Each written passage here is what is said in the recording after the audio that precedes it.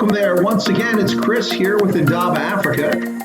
Just a live stream today to bring folks up to date on what's happening with the Wuhan coronavirus, or COVID-19 by its scientific name, around the world and in Africa, particularly with a focus on Southern Africa, and talk a little bit about the events of the day and the events of the past couple of days. We'll touch on South Africa, some fascinating news out of Madagascar, a place you don't hear about too often unless you're thinking about lemurs or vanilla. And we'll talk about some other issues there. So I welcome you once again to the channel, and I hope that you enjoy the discussion. Feel free to jump in there if you've got questions in the chat, and I'll be happy to address them to the best of my ability. So welcome to Indaba Africa. All right, let's go ahead and get started right here with what's happening in the world today. All right, so Just a Ghost, good to see you there, my friend. Welcome aboard. All right, I tried to do this so that it wasn't too late an hour for South Africa. Oh, that microphone, there it is. I almost lost that. How is that actually transmitted without a microphone? Anyway, all right, so the microphone's there. Some of you may notice I seem to be adding props to my live streams. My friend over here, the Springbok, is carrying my Starbucks for me. He's working out as a pack mule, carrying my Starbucks. All right, there you go. Well, okay, so let's take a look at what's happening with the Wuhan coronavirus at this hour. Around the world, we now have 2,614,040 confirmed cases of the Wuhan coronavirus, with 182,004 confirmed fatalities attributed to the Wuhan coronavirus. Here in the United States, which has become the epicenter of the virus based on reporting, we have 830,789 confirmed cases of Wuhan coronavirus, and 45,638 deaths attributed to it. Again, for the sake of clarity, I have pointed out in the past that the challenge with this is that U.S. authorities in some localities are reporting people who have passed away if they suspect they have COVID-19, even if they've never given them the test, they're counting that as a COVID-19 fatality. Now, that is not acceptable in my book. Do the test. We can do the test and get the actual statistics, because what you do is you spread panic and fear, and you provide undue concern. So let's not distort the figures.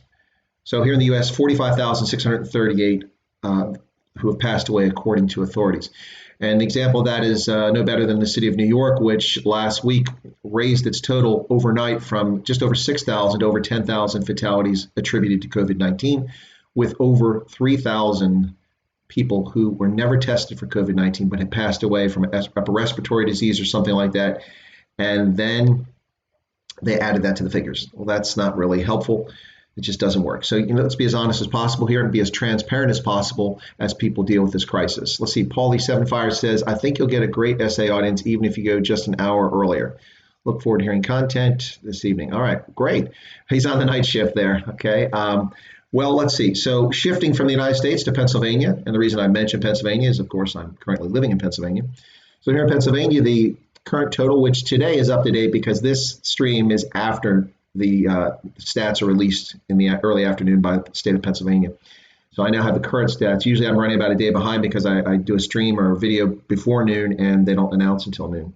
So today, the current figures for the state of Pennsylvania are 35,684 confirmed cases of COVID-19, with 1,622 fatalities. Now, bear in mind, if you look at a map of Pennsylvania, the bulk of these cases are in the southeastern quadrant of the state, surrounding Philadelphia, the cities, towns, and counties around it, and bubbling out from there, but still pretty much focused there, with another large sector out in western Pennsylvania around Pittsburgh. And that runs from the Pittsburgh corridor up towards Cleveland. If you follow the interstate in that direction, you'll see that that is an outbreak, a large number of cases along the interstate there. And the same here along the I-95 corridor, which runs the length of the East Coast. But the bulk of the cases of COVID-19 here in the United States currently are focused from Boston in the north down through Connecticut, New York City, through New Jersey to Philadelphia to Baltimore to D.C. And if you look at a map, and if it were colored in red, those would be the bright red spots on the map. If you look at the total figures for New York has an astounding number of cases compared to the rest of the country. Now, that doesn't mean there isn't COVID-19 in other parts of the country. What I'm saying is that this is where the bulk of the cases are at, yet much of the country is currently on shutdown or lockdown conditions. The Texas Governor Abbott today announced that he would be adjusting the lockdown conditions, and that they will monitor it, and if there's an additional spike, if cases surface or reemerge and raise, then he would re-implement some of those restrictions. So we'll see what happens there. So here in Pennsylvania, as I mentioned, 35,684 confirmed cases with 1,622 fatalities.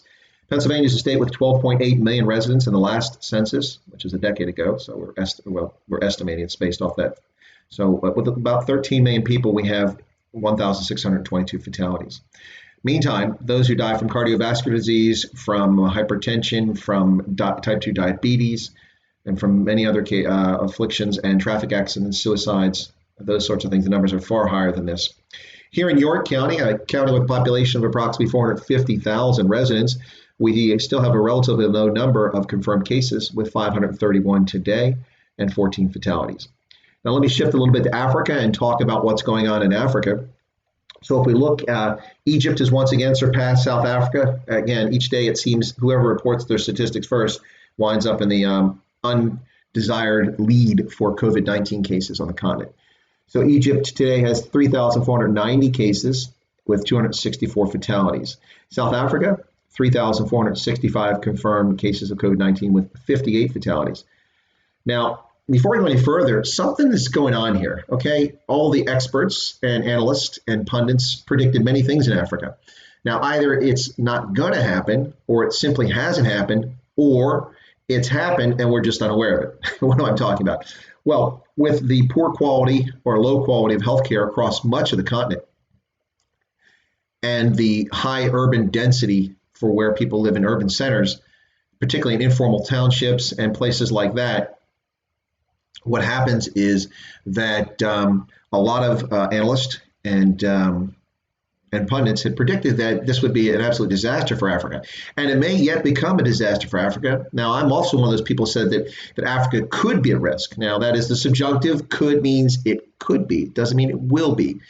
It's subjunctive. And the subjunctive case there is I predicted that it could be at risk because of healthcare systems, particularly in West Africa, and also because of high density urban populations. Informal townships, inadequate sewage, plumbing, those sorts of things, confined conditions, improper housing, informal housing, all of these could cause a problem. Yet here we are now, weeks and weeks into this situation, and the numbers are still comparatively low across all of Africa. This is interesting. So Polyfire 7 just gave me some updated stats, came out as of 8 p.m. their time, so that would have been 2 o'clock my time, at which time I was busy recording my video, Sequata, Botswana, Sequata, what do I call that? Sequata Scuttlebutt. Anyway. All right, so Paulie says 170 new cases, 7 deaths, 5 in the Western Cape, 2 in KZN or KwaZulu-Natal. Total confirmed cases 3,635, the total dead 65. Total tests nationwide 133,774 as per the Ministry of Health. Wow, 133,000 tests out of 57 million people, not nearly enough. Now here we've tested over 4 million people out of 330 million people, so that's a little over one for every million people in the country. So interesting.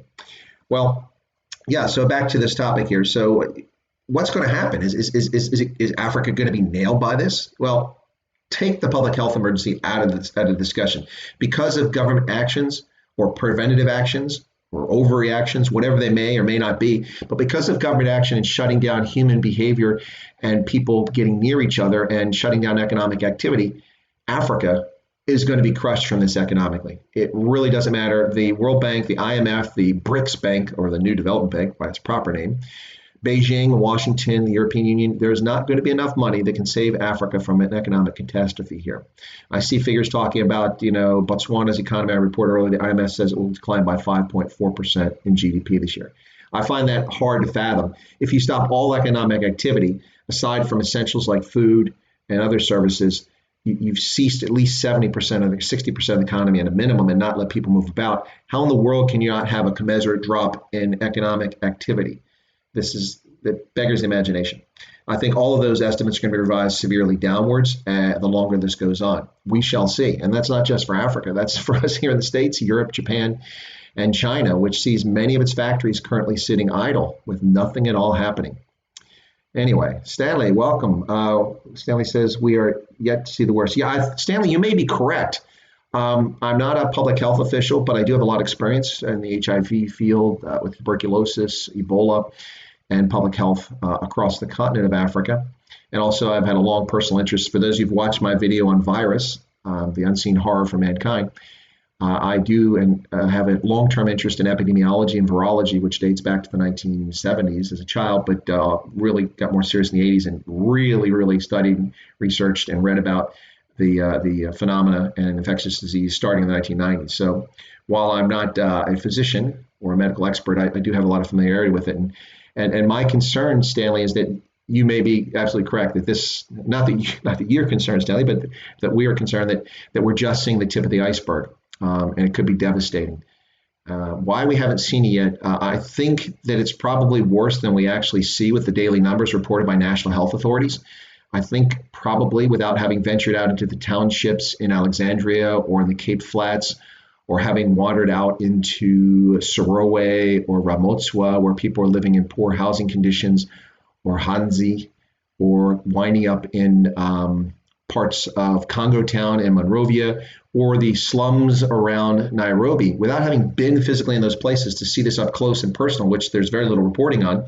People talk about it, but no one's going there and giving us filming and giving us updated information. And even worse, so governments aren't telling us what's happening in the townships and informal settlements around the continent. I fear that people are falling ill and it's spreading in those places, but we're simply not aware of it. Now, as we've seen from the evidence, the data released by public health officials, even the discredited World Health Organization, and even China, whose information leaves a lot to be desired. But across the board, we've seen, by and large, that the people who pass away from COVID-19 are those who have an underlying condition. And that, so someone with a compromised immune system, in particular like HIV, tuberculosis, type 2 diabetes, hypertension, cardiovascular disease, something that underlies asthma, even things that underlie their health condition already put them at risk for a compromised immune system. This virus helps take advantage of that, and they're the ones who are, by and large, most people are dying as a consequence of that. There's been confused reporting about only the elderly were dying. That's simply not true, but maybe a preponderance of people are elderly. But we've seen 96-year-olds who've gotten the virus and recovered from it. So it has an awful lot to do with your underlying health conditions. And ladies and gentlemen, since we're talking about a lot of folks from Southern Africa in here, let me just talk about that very quickly. Southern Africa is something I have been warning about for over 2 decades now, has all the problems of the first world. Yes, indeed. So while people are sitting back and saying, oh, look at the Americans, how obese they are. And in fact, obesity was a significant problem in this country, but it has declined in the last decade or so. Still a problem. I'm not trying to get people to not be healthy and exercise and eat properly and keep that body tuned up, but it is not at the level that it was headed towards just a decade, 15 years ago. While that was happening here in the United States, people would look down their nose in Europe, and especially in Africa at the Americans, look at all those fat people, they'll take care of themselves. Well, those diseases have come home to roost in Southern Africa in particular. Hypertension, type 2 diabetes, high blood pressure, chronic across Africa, particularly in people of color. And so Southern Africa, that's a very serious problem. Those underlying conditions seem to be directly related to your risk at dying from this virus should you catch it and not surviving it. Those who don't have underlying conditions, oftentimes we've seen as much as 80% of people are asymptomatic. They don't have signs. You may not even realize you're sick and you have the virus, your body's fighting it off, or you just have a mild flu-like condition and you don't realize that you had this thing. Even here in the States, so we've tested, and I did this in a video that I produced last night. Here in the States, we had over 4 million people tested as of yesterday, 4,035,000. Of the 4 million people, the vast majority of those people, almost all of them, have gone to see a medical provider because they were ill. So a lot of them, of course, either they or their doctors or the hospitals and clinics that treated them were concerned that they could have COVID-19 because we didn't have enough test kits that they were screening people and making decisions based on triage. These symptoms don't match it. Okay, you're probably okay. This is a respiratory issue. Well, you could have it. So they were screening people. They tested over 4 million people. Of the 4 million people who were ill, now I know there's some celebrities and news hosts who stroke their ego by getting tested and going, oh, see, look, I got tested. But the vast majority of people who get tested are tested for a good reason because they're ill or they're showing symptoms of illness of some sort, usually respiratory illnesses. So those people here in the United States, over 4 million people, only 870,000 had tested positive for the disease. So of the people going into medical care to seek medical care for an illness, even in the height of this, at the peak of this crisis, this pandemic, only 20% of the people who are sick actually have COVID-19. Now that makes you wonder, in a place where we're doing this much testing. Now that's a lot of people. I'm not dismissing that. 870,000 people is a lot of people, But the issue here is that it's still a small proportion of those who are actually ill. In the meantime, people have all kinds of other diseases. They don't stop. People with hypertension, people with cardiovascular disease, they still need to see their doctors, their surgeons. People still need to have surgeries. People still need treatment. And influenza here in the Northern Hemisphere, we've just come out of the end of the seasonal influenza season at the middle of March, end of March. And this year, it afflicted at least 32 to 38 million Americans, of which 22 to 35,000 died as a consequence of that, which is now, if those figures are accurate, that's now less than COVID-19, but still, nonetheless, that is a fair number of people who died from the flu this year. So let me see what questions got over here. Stanley, where's to see? Stanley says that he's worried the slow testing is happening. I agree. And even here in the States where we have 4 million people tested, I would argue that the testing is still somewhat slow. There are strange totalitarian political efforts to convince authorities that everyone should be mandatorily tested and that those who have not been tested should be discriminated against. I'm concerned about that, and I think that's a very eerie Soviet-style approach to dealing with a public health crisis, and I hope that people don't try to test that and test our liberties. But yes, I'm concerned that not enough testing is done here as well. I'm certainly concerned about that in Southern Africa and Botswana. Botswana now has the ability to test several thousand kits a day themselves, but they should be ramping up to test even more. And in a country like Botswana with just 2.8 million people, the government should seek to attempt to test everyone. They should really try. Test kits become demonstrably cheaper as like 40 or 60 companies in America here are now making the test kits, including rapid test kits. I think the latest is saliva test kits, kind of like the HIV, where you can do the immediate test and then you do the blood serology later on just to confirm if necessary. But that is definitely something that needs to be ramped up, the testing. Whether it's compulsory, that's another argument. But certainly voluntarily testing, I think that should be something far more widely available. One of the things I've argued for with the United States when it comes to foreign assistance is the moment that this becomes something we have under control and public health authorities are convinced that they are able to test sufficient people here, we should begin exporting and giving away on a grant basis test kits, our government paying for it, to our friends, partners, and allies, particularly in Africa, to help them overcome this. Everything that we can do to help our friends, partners, and allies in this crisis. Now, for those of you who know me and know me well, you'd be like, wait a second, what's Wyatt talking about? Isn't he a small government guy, a guy that doesn't believe in the concept of aid? By and large, that's true. But I would tell you that this is a black swan event. This is an unusual circumstance in which we've got some strange things happening here. And it's I hope it's a one-off. But this is not a case of African countries having welched on their debt because some dictator in one country wasted all the money and now the country owes billions of dollars and they can't make repayment because commodity prices have collapsed. And so basically it's a consequence of poor governance. No, this is not poor governance. This is an unforeseen event that's having a dramatic impact, hence the term black swan from Talib Nassim. His famous book was on that. So let me see what else here. Paulie agrees with Stanley. Pierce says, Stanley, do you agree with targeted testing in Botswana versus indiscriminate testing? I believe the true reflection we need to do is both. Well, I think I've just talked about testing, although Pierce wasn't asking me. But yes, targeted testing is critical when you only have access to so many test kits, and it's a problem logistically. But the more availability you have, the better it is to test a wider population. Voluntarily anyway. Justin Ghost would love to know what is the percentage of population that's had a test. Pretty low. If you look at South Africa, Justin Ghost, the government says 133,000 out of 57 million. Let me pull up my cell phone and do the math here. I'm not a math major, but someone's probably going to beat me to it. Let's see if they do. Somebody's probably trying to rush there and get there. Okay, where's the calculator? Calculator. So we're talking about 133,000. Whoops, that's 133 million. 133 divided by 57 million. 57 million equals, that would be 0.2% of the population of South Africa have been tested for COVID-19. I don't care how you stack things, that is woefully inadequate. I don't have the current figures for Botswana. They're not releasing those that I'm aware of. I've been looking for a source on it, but I have not found it. But I suspect it's pretty low. So what other questions do we have here? Paulie says we have 8 confirmed cases at work, all asymptomatic. Paulie, are you a firefighter, or did I get that wrong?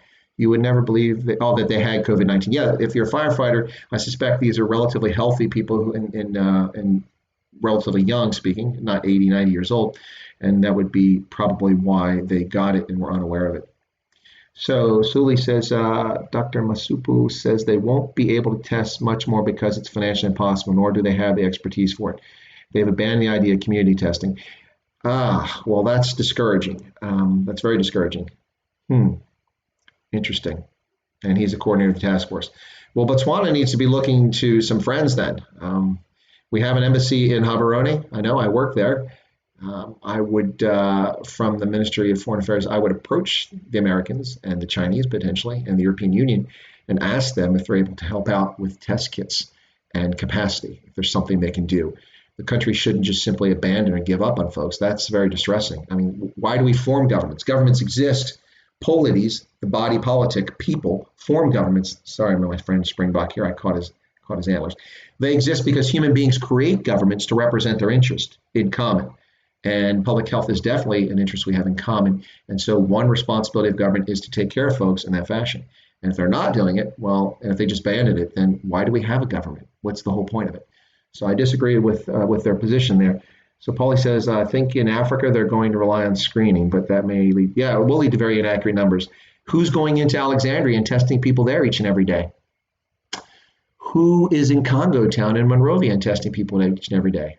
I don't really think a lot of that's happening. All right, just to go. So the South African government apparently will only help BEE companies, or that's what they've seen on KickNet today.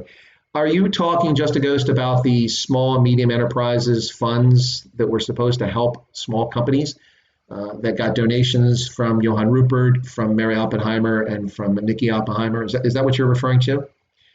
So it says 5,023 in all of Botswana. Wow, that is, Paul, okay, you're firefighter, EMT rescue. Yeah, that would be a relatively healthy and young population, and one I would expect that if exposed to it, the numbers of people that fall ill with would be relatively low. Now compare firefighter, EMT, and emergency rescue with nurses and doctors. Now let's be honest, folks. A lot of our medical professionals that work in hospitals are not physically fit, are they? They don't take care of themselves. Their lifestyles aren't all that great, either because of long hours or just the nature of what they do. But we tend to see many of our soldiers and certainly our firefighters and emergency medical technicians and rescue, pararescue, and folks like that, they tend to be in better condition and work out and keep their immune systems in better shape than most of the general public. So I would expect to see lower fatalities there, even though people can get affected. So let's see what else we got here. Yes, the small, medium enterprises. Absolutely, Jessica. So if you remember, for those who don't know, in South Africa, when they announced that there was going to be this grant money, and the government announced it, and when the first speech that President Cyril Ramaphosa gave a few weeks back when the lockdown was getting started, he said that Nikki Oppenheimer and Johann Rupert had donated money, and then later Patrice Motsepe and Mary Oppenheimer also donated a couple billion additional. But the initial money was going to go in, and the government said they were going to create a fund to help small and medium enterprises. And initially, you had to go to your ward counselor, your local politician, to get the grant. They quickly discovered that this simply led to more opportunities for malfeasance and corruption and graft on the part of government officials. The vast majority of them, of course, being African National Congress, because they control much of the country. And so they quickly pulled back from that, and they went to where you could contact the department directly. But the department on its website that's responsible for small, medium enterprises, that department listed a document in Adobe Acrobat PDF format, in which they put out the standards for who could get the aid. And famously, they put out a standard and said that you had to be a 51% majority owned Black enterprise, BEE certified. Now, they quickly removed it from the website when they realized that they'd screwed up. And they said, no, that was a planning document. Well, I'm not so sure why you'd be planning to be a racist and why you would even think of being a racist to discriminate against a section or segment of the economy in South Africa. But they did. And so when that came up, what happened is that the minister herself said that that's just false information, fake news. The problem with that, my friend, is that is your document. Nobody in the public disseminated that. It appeared on your server, a government website. That's where we got it from. That's where we saw it. And I have a copy of the Acrobat format, the form. Now that went away. A lot of people, there was conjecture and supposition that in South Africa that since they got caught in their racist behavior, that it might be possible that the department would simply deny or ignore loan applications from minority-owned businesses. When I say minority in South Africa, we're talking about those owned by white South Africans or potentially Indian South Africans or colored, even though the ANC, when it's convenient, calls anyone who's not white to be black, although they're not. And some would take offense to that. So what happens here is it sounds like what Justigos is saying is that, and I've heard this from, I know at least 5 people that I have ties to in South Africa who own small businesses. All of them are either Indian or white, and they've all been denied this loan money that was supposed to be made available to all South Africans. This is a scandal that investigative journalists need to dig into. The Daily Maverick is a good place that should look into this. Another is the Mail and Guardian, once a guardian of serious investigative journalism that has slid further to the left in the past couple of years. But the Mail and Guardian would do us all public service if it would closely look at this phenomena. Go out to small, medium enterprises and find majority and minority-owned businesses and talk to those and find the success rate anecdotally and take the investigation further and go to the department and find out what's really going on here. Because this, if it's true, is beyond disgraceful. And not only that is it beyond disgraceful and it's discriminatory and racist, but it is caustic to the survival of South Africa and South Africans. Anyway, so moving on from that. So Paulie works right next to Alexandria. Wow. Okay. Yep. And you got 8. Okay. Paulie Fire. Read on Twitter, a guy applied to Anton Rupert's Sakuma Fund and was paid $25,000 48 hours later. Trying to hear more reports like that. Okay. Clearly funding away from government will be non-discriminatory. Well, the odd thing about that is that so the Oppenheimer's money was supposedly the government was going to see to the dispersal of it. I don't know. Whatever the case is, this is not the time for this kind of nonsense. There's never a time for it, but this is especially not the time for it. I mean, honestly, why in anybody in their right mind be spending their time? But people are spending their time using this for political advantage. When people are suffering, people are dying. And we're not seeing this. We're just seeing the COVID-19 fatalities, which in South Africa is just 58 or 65 based on the most recent stats that Paulie heard this evening. That's just shameful. It's just really, really shameful. And same sort of thing here. We see COVID-19 being played out for large political advantage here in the United States. Not really sure why. Of course, I know why. I know exactly why. I know exactly why. A lot of conspiracy theorists running around thinking there's collusion between the Chinese and the political left in America to get Donald Trump out of office. Yeah, that's a good one. I'm not so sure I buy it. The Chinese, despite what everyone seems to think, are being devastated by this. Even if we believe their COVID-19 data and that it's true, no one's buying stuff from China. I used to be able to order things from Amazon and it would come here in a couple of days with Prime. Now my delivery dates are 3 weeks to 6 weeks for anything I try to order from Amazon. Why? Because their stock is gone and most of this crap is made in China. So they're trying to get it from China and their factories are greatly diminished and not operating at full capacity and people aren't buying their things. So there you go. Feels like a purge, Dog Breaker. Yeah, Dog Breaker. Yeah, it does feel like a purge of some sorts. I feel like I'm in the Ukraine in the 1930s and Stalin's thugs are coming to take me away because I own a goat, 2 chickens and a cow, which makes me a kulak, a wealthy peasant. Well, at some point you do feel like a peasant, particularly the way that government's treating people around the world, treating us like mushrooms. They're feeding us crap and sticking us in the dark. Stick us in the dark and feeding us crap. That's what you do with mushrooms, and then they bloom. They flourish in the dark when they're fed crap. Well, people don't flourish when they're stuck in the dark and they're fed crap. We're not mushrooms.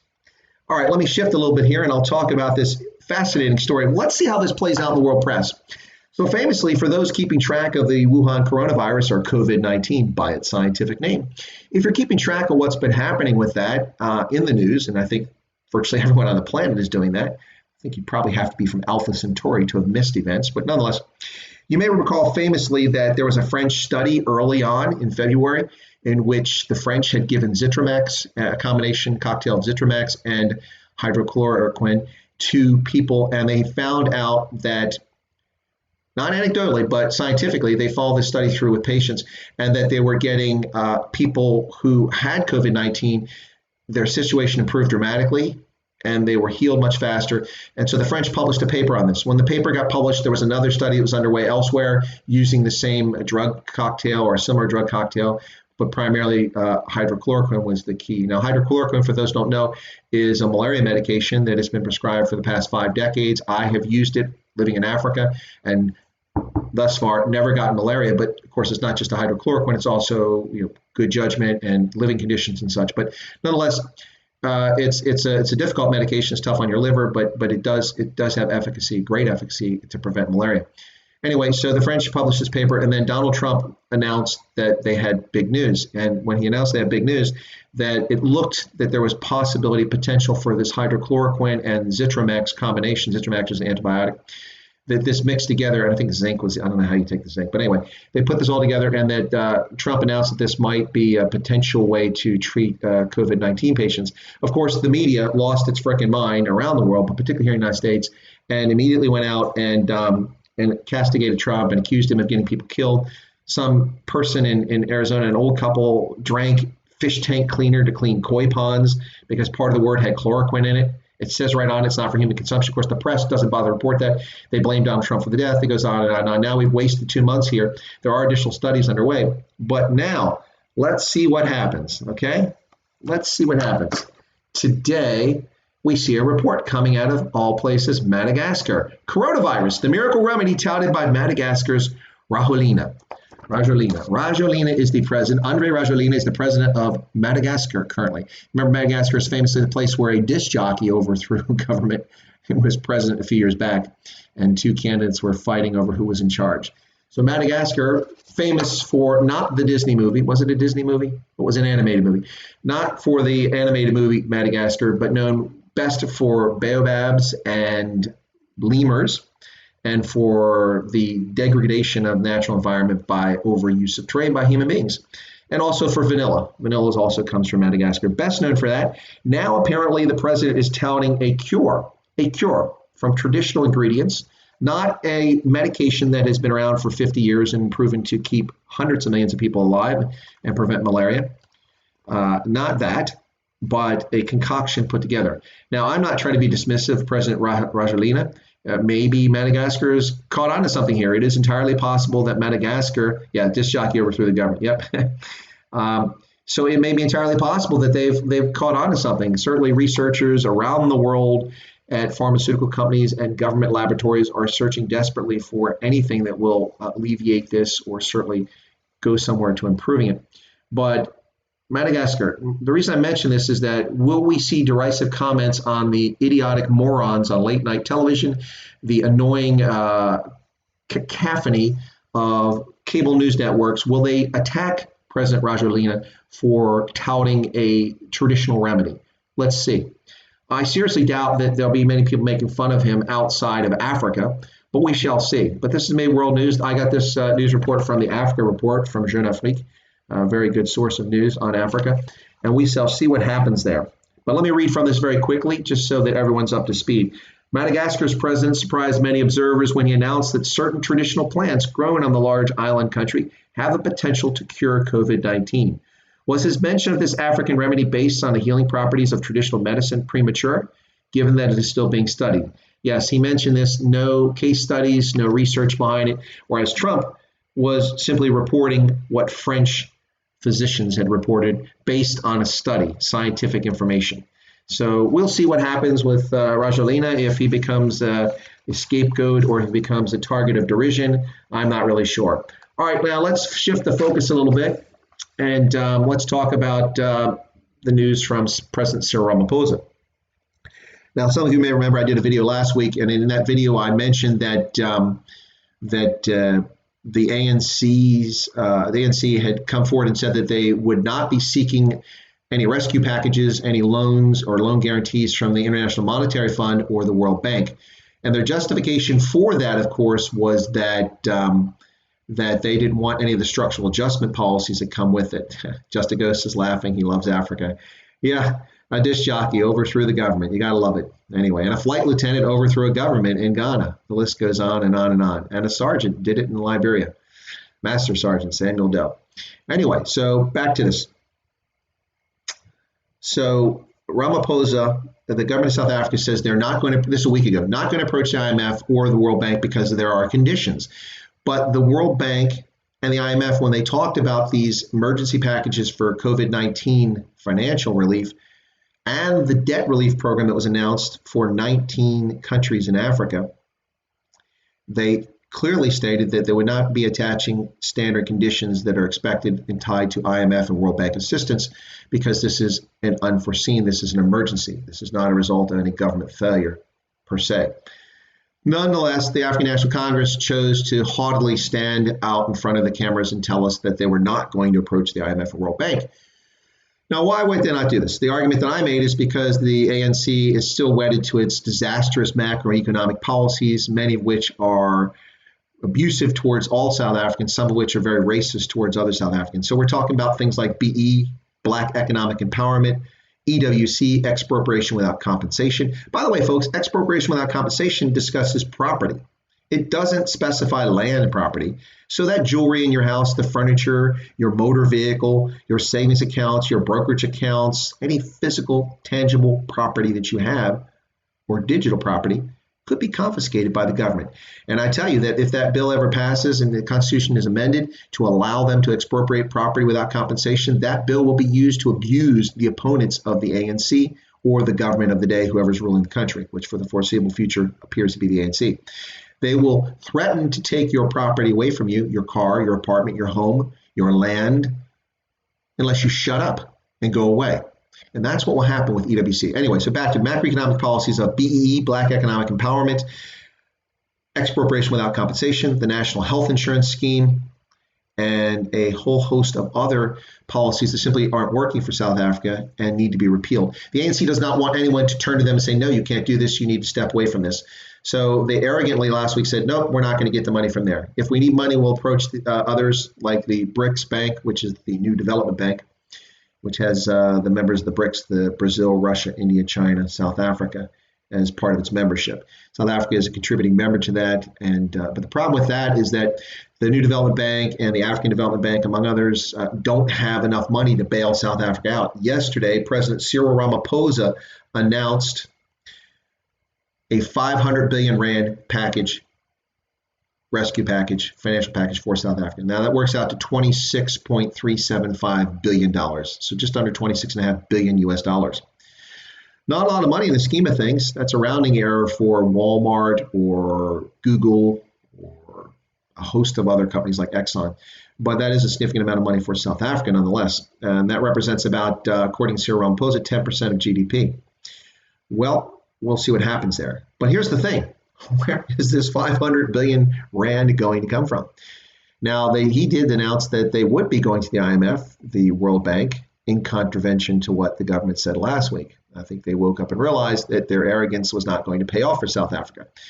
And the BRICS Bank, or the New Development Bank, the African Development Bank, and potentially outside donors. Beijing, who is close to the ANC and has been a longtime supporter of the African National Congress, doesn't really have the resource to help them out at this moment. So I'm not really sure that Beijing is the place to go, although a lot of people, that's a supposition. They think that the South African government will be able to get money from China. Not so sure that's the case. Take a look at what's happening in Africa, folks, from China. So we see in Africa that the Chinese made a quick effort when they started getting some of the blame for their mishandling of the Wuhan coronavirus. And I think that's when people bring generous. Now a lot of people think that the Chinese were intentionally misleading. Whether they were intentionally misleading or they're simply incompetent, there's certainly that in my view. Whatever the case is, the Chinese, in order to get the narrative off of that, started a strategic communications campaign in which they sent medical teams to Africa. Algeria got a team of 13 back in March. Nigeria was supposed to get a team of 19, which of course offended Nigerian doctors and medical practitioners who said, we're doing a fine job. They weren't happy about it. And then they also, Jack Ma, a Chinese billionaire closely tied to the Chinese Communist Party, famously donated personal protective equipment, masks, and test kits across Africa, some of which are still arriving in Africa. In fact, just a few days ago in Botswana, personal protective equipment arrived on Ethiopian Airlines flight. So yes, that is happening, folks. But you notice that Beijing isn't announcing debt relief. They said they would contribute to the IMF debt relief, but they've not given a figure and not donated money. The United Kingdom, by contrast, gave an immediate $185 million. And who was the other?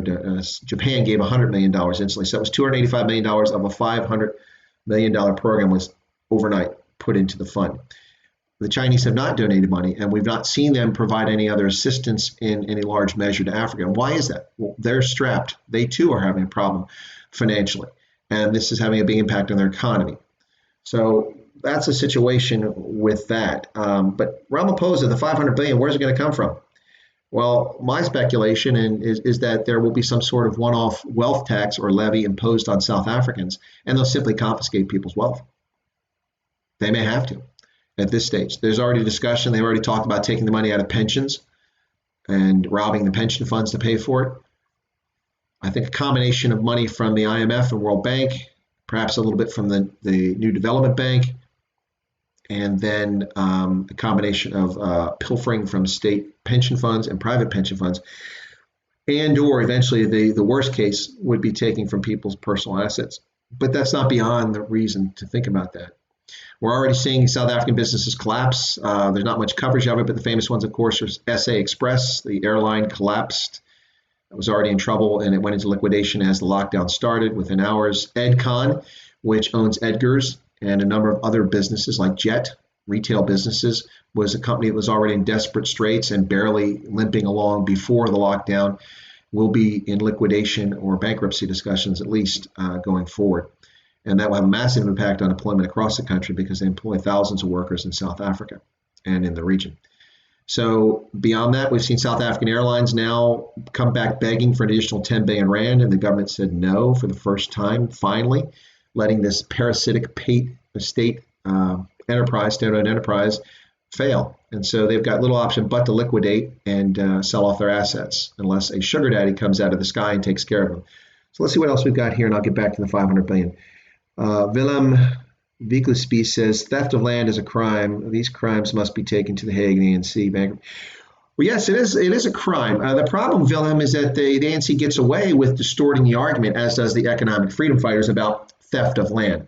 And that's an important discussion. So I'll be having an in-depth discussion of that on Ronaldo Ho's program from South Africa sometime here on a Sunday. I'm not sure how soon we'll be doing it, but we will be talking about the concept of land. I will be talking about it, and I'll be talking about how the argument is dishonest and disingenuous. For those who are curious, if you'd like to read my thoughts on land up front and be prepared for that, or because I'm not going to spend today talking about it, but if you'd like to learn a little bit more about it, you can go to LinkedIn and look me up on LinkedIn, or send me an email, and I'll send you a PDF copy of my op-ed, my editorial about land and poverty in South Africa and the distortion over the land argument and what's happening there. And I talk about the fact about how land was acquired, whether someone was of European descent or they were San, Khoi, Bushmen, or they're Xhosa, Ndebele, Zulu, Pidi, Tswana, Basotho, whatever they were, how land was acquired with the arrival of the people who were there for 50,000 years, the Khoi and San, or the Bantus who've been in Southern Africa for about 1700 years, or the Europeans who began arriving in 1652. Land was taken through conquest, through negotiation, through sale, through tricking others. Lots of ways land was taken. But none of that really matters, folks. You can't go back to time into perpetuity, into the past forever and argue over land. It simply will not result in any outcome that's amenable for anyone. Look at Israel. The Palestinians want to claim land, but the Israelis claim it from 5,000 years ago. And anyway, so we could go on and on about that. But yes, the theft of land is a violation of human rights. The Universal Declaration of Human Rights protects people for those who agree to the conditions and their property. And so the African National Congress, with their expropriation without compensation argument, will be defrauding South Africans. But that's okay in the minds of many in the ANC. As we see in ZANU-PF in Zimbabwe, you still see people running around constantly talking about settlers and colonizers and not recognizing the fact that all human beings came out of Africa. And so it's the ancestral home of everyone, regardless of their skin pigmentation, assuming you believe in the theory of evolution, that they all came from Africa. And so we all have a home in Africa, whether the ANC or ZANU-PF likes it or not. And those whose ancestors have lived in South Africa for 15 or 20 generations are clearly Africans. The fact that their skin pigmentation is different doesn't mean they're not African, whether they're Indian, colored, mixed race, or of European descent. Anyway, so there you go. Let's see what else. Paulie says, a smoke screen, this whole speech. Oh, we were talking about Ramaphosa's speech. For sure, it'll have to come from pensions. Perfect chance to do it and set a precedent. Probably true. Sugar daddy. I should got a kick out of that one. Paulie says, Chris Wyatt, did you see they leaked the plan going forward, which Cyril is going to speak about tomorrow night? Phased version like DA, smart lockdown, Morning Shot did all. No, I didn't. I heard Morning Shot, his program talked a lot about this and about the where the 500 billion rand would come from. I owe it to myself to go back and look at that. I'll try to do that this evening. Um, being 6 hours separated from that part of the world here, I get weird things. People in South Africa get up at early at 4 o'clock or getting up when I'm still awake at night. And I'm trying to position videos and write things on LinkedIn and articles and also research for books and things I'm working on. So I try to balance when the best time is to talk to people and also people in Europe. So no, I missed that. And I have to go back and watch the Morning Shot and see what Roman had to say about that. The government then pulled the website down. Yeah. Well, I'll go watch the video. Not surprising. On his program, Ronaldo Hose talked about the ANC, and he mentioned that it's probably lucky that the ANC is incompetent.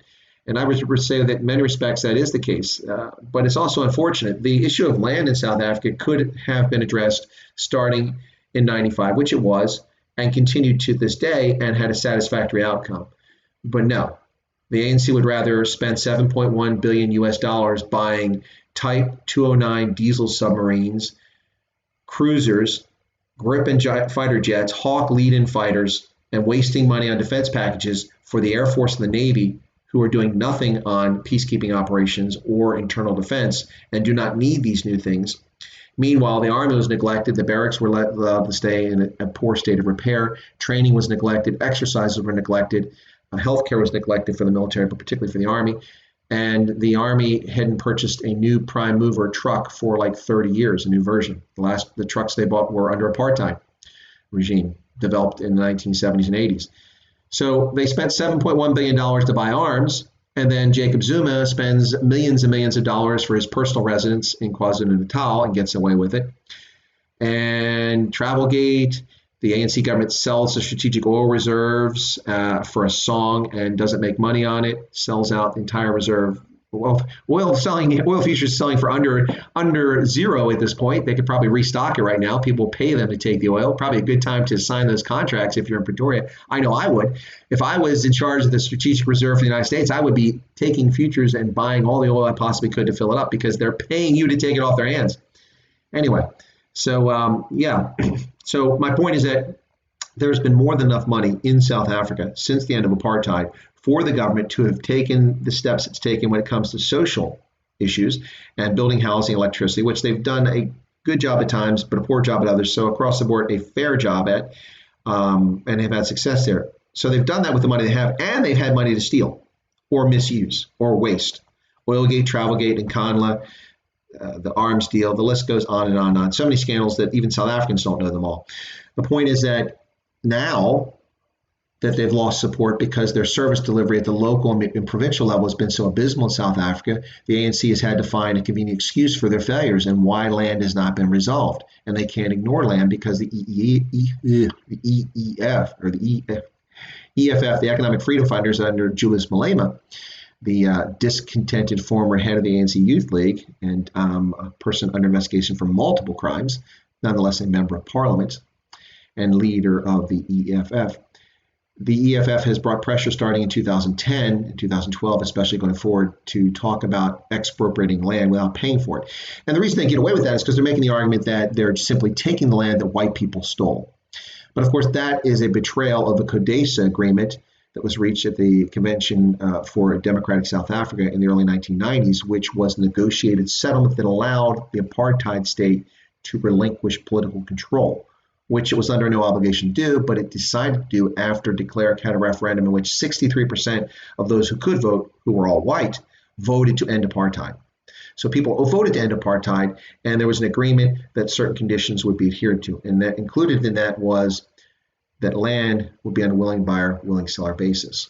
And for those who don't know, the South African Constitution, which was negotiated and came into effect after negotiated in 95 and came into effect under majority rule in 96, it was promulgated. That Constitution already allows the government to expropriate land at any time in the public interest. That has been the law of the land since 1996. 24 years, they've had the ability to expropriate land. And they've done it on occasion. but they must pay people for it. The ANC doesn't like the concept of paying people for it when they much rather divert money to BEE tenders to deliver textbooks to primary schools in the Eastern Cape that are never delivered. Anyway, I guess I'm getting off track there a little bit, but anyway. So back here, Justin goes, why pay for something when you can get it for free? Well, that's right. But the problem is that you're not getting it for free. By undermining rural security and stealing farms, you're simply destroying the farming sector, and there will be long-term consequences that will last beyond a century for South Africa. So if these people don't mind the country being a mess until decades after they've died, I guess that's the approach they're taking. All right, let's see what else we got here. These clowns will need help with leaking their intellectual. Let's see. Doc Breaker, it breaks my heart how the Rooivalk has just been sold off. Yeah, what a waste. Who got the Rooivalk? Who did they sell it off to? Did they sell the rights to the Rooivalk to someone, to the Turks or someone like that? That's a case of what I would argue piss poor marketing. The Rooivalk was arguably the second best attack helicopter on the planet, rivaling the Apache, the H-64 that we have here. And if someone wants to question me on that, that's fine. But I've served in an Apache unit, and I know its capabilities, particularly Apache Longbow. No one else can top it. You can multiple target a computer, taking out a dozen targets simultaneously. It's just fascinating. But anyway, the H-64, the Rooivalk was a fantastic attack helicopter developed in the 1970s and 80s for the South African Defense Force, and it was phenomenal. At independence, or at the end of apartheid, I should say, whichever the case, whatever your worldview, it was available for export, and the ANC government has done a very poor job of exporting it. They only had a couple of contract options that were possible for it beyond the South African National Defense Force, including Turkey. But from my perception, about 15 years ago when that contract was being negotiated, the Turks were simply using the South Africans as suckers as negotiating to get a better deal from Augusta. To get a better price on Italian helicopters, and so they went with that. Anyway, but it's a shame what's happened with the Rooivalk. It's I don't know what's happened to it, but it's a shame it's never been marketed and sold as attack helicopters. So IC3ZA missed the first hour. YouTube didn't know. Yeah, I know. I don't have people's emails, so if you don't send me your email, I can't. If I get people's emails, then I can put the email list together and send out a shot to let people know when I'm going to have a video, because we're seeing that YouTube is not particularly accurate all the time. So anyway, Rooivalk needs less ground forces. Just to guess. Okay. All right.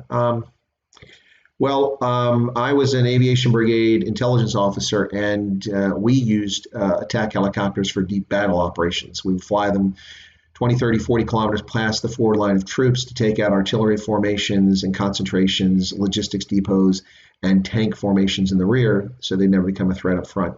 That, of course, involved radio jamming, radar jamming, all sorts of activities so that they could cross over the forward line of troops safely, get into the rear area, and conduct those things. So it depends on how you're employing attack helicopters. We used no ground troops for those deployments. Now, that's different than close air support, which I think is what Just a Ghost is talking about. All right, so let's see. Back to Ramaphosa. So where is the $500 billion going to come from? I know. Hang on. I'm going to listen to Springbok. My Springbok friend has told me that it's coming from thin air. That's right. The $500 billion will come from thin air and your pension funds, ladies and gentlemen, if you're South African. So if you've got money and it's offshore, keep it there. That way they can't take it. Anyway, all right. Support to resupply. Oh, okay. Yeah. Well, let's see what else. Okay, so the $500 billion for Ramaphosa. As I said, I think that's going to be coming from a mix of different sorts of funds, but how it's dispersed is a question. And then I think a lot of South Africans and me as an American are very concerned about how that money's allocated and who it goes to, and the potential for fraud or for padding one's pockets. Unfortunately, we've seen far too strong a tendency for that to happen in South Africa. And it's not just the ANC. To be honest, the National Party was a party of patronage too, and much of what it did to overcome sanctions and restrictions on arms sales from abroad turned much of the National Party into a pseudo-socialist state in many respects too. So we see Sasol was created as a state-owned enterprise to overcome the oil embargo, and that Janelle was created to deal with armament shortages, Arms Corps, same sort of thing. And we see that Eskom, the public utility. Now, to be fair, utilities around much of the world have long traditionally been state-owned enterprises. but that doesn't mean they have to be. Here in the United States, we have lots of independent power producers who contribute to our grid. So anyway, yeah, notification. Paulie got a notification about this video and the Botswana. Weird others. Yeah, Paulie, it is weird. I don't understand this whole thing. Like a Ronaldo and some other things that I subscribe to. Sometimes I get notifications, sometimes I don't. It's just really strange. But then again, so far we've been on for 55 minutes on this live stream, and that's a lot better than my last live stream for those who tuned into it when I did Stray Voltage for the first time. Very frustrating a couple days ago, as I was cut off 6 times because the initial screening never even connected. So I had to restart it right from the outset. And then I had 5 streams. And surprisingly, I had a huge turnout. Very grateful. I had 50 some people, and then one stream had 79 viewers. So it was really awesome. So awesome. Stop being so generous. Foregone conclusion the money is going to be stolen. Yeah, Paulie says it's a foregone conclusion the money is going to be stolen. Well, I'm trying to be objective, folks. It's easy to bash the ANC these days, but the truth of the matter is that during the independence era, or the liberation era, I should say, there were a lot of people in the African National Congress who are above board and legitimate, honest people, and it still has legitimate, honest, hardworking people in its ranks. The problem is it has too many people who really don't care for honesty and good governance. They are more concerned about taking care of themselves and living by the standard or the maxim, it's our turn to eat, and pilfering the state for what it can get. Look at all the reports that I mentioned in a previous discussion. I think it was the stream where we talked about all the food parcels that local councilors were shaking people down for money to pay for, or shaking businesses down to donate food parcels only to go and try to sell them or to just give them to themselves and their family. The conduct of so many people is beyond reprehensible. And I think it's incumbent on civic groups in South Africa and the media especially, but we'll see if the media does it, but civic groups to look into the conduct of government officials at the national, which is easier, the provincial, which is not so difficult, and the local level, which is harder, but not if people paying attention. But look into their conduct during COVID-19 and document this: video, audio, eyewitness accounts, documents, track this. And then when this is all over, and the municipal, well, let's hope it's all over before 2021. When it's all over and the municipal elections come in 2021 in South Africa, it will be time to pay the piper. But it's up to civil society in South Africa. Otherwise, the ANC will continue to survive off of identity politics and people voting for them simply for their supposed role during the liberation struggle. They had a role, but according to the ANC, they're the only actor. There was no Black Sash. There was no Black Consciousness Movement. Wait, there was a Black Consciousness Movement. It was an ANC movement. Sadly, that is not the case. But if you go to the Apartheid Museum in Gold Reef City, in Soweto, on the southwest corner of Johannesburg, and you go there, you would get the impression that the only people who fought for the end of apartheid in South Africa were members of the African National Congress. Simply not the truth. All right, oversight. Yep, let's see. Dogberger, I have family that were involved in the development of the G5 and G6. Basically, all the Denel techies have gone work in the Emirates. I remember that. The G5, Gerard Bull, and espionage and all sorts of things taking place back then. Fantastic artillery pieces, by the way. Still world-class G5 and the G6. G6 being the self-propelled, G5 being the towed version of an amazing howitzer that South Africa's developed with a range that just is shocking and phenomenal accuracy for that. It was quite helpful and useful in development for conflict in Angola, fighting against the MPLA, the Cubans, and chasing SWAPO in the bush in Angola. So yeah, the G5 and G6, fascinating stuff. All right, so let's see. Any questions? We're coming up on 1 hour.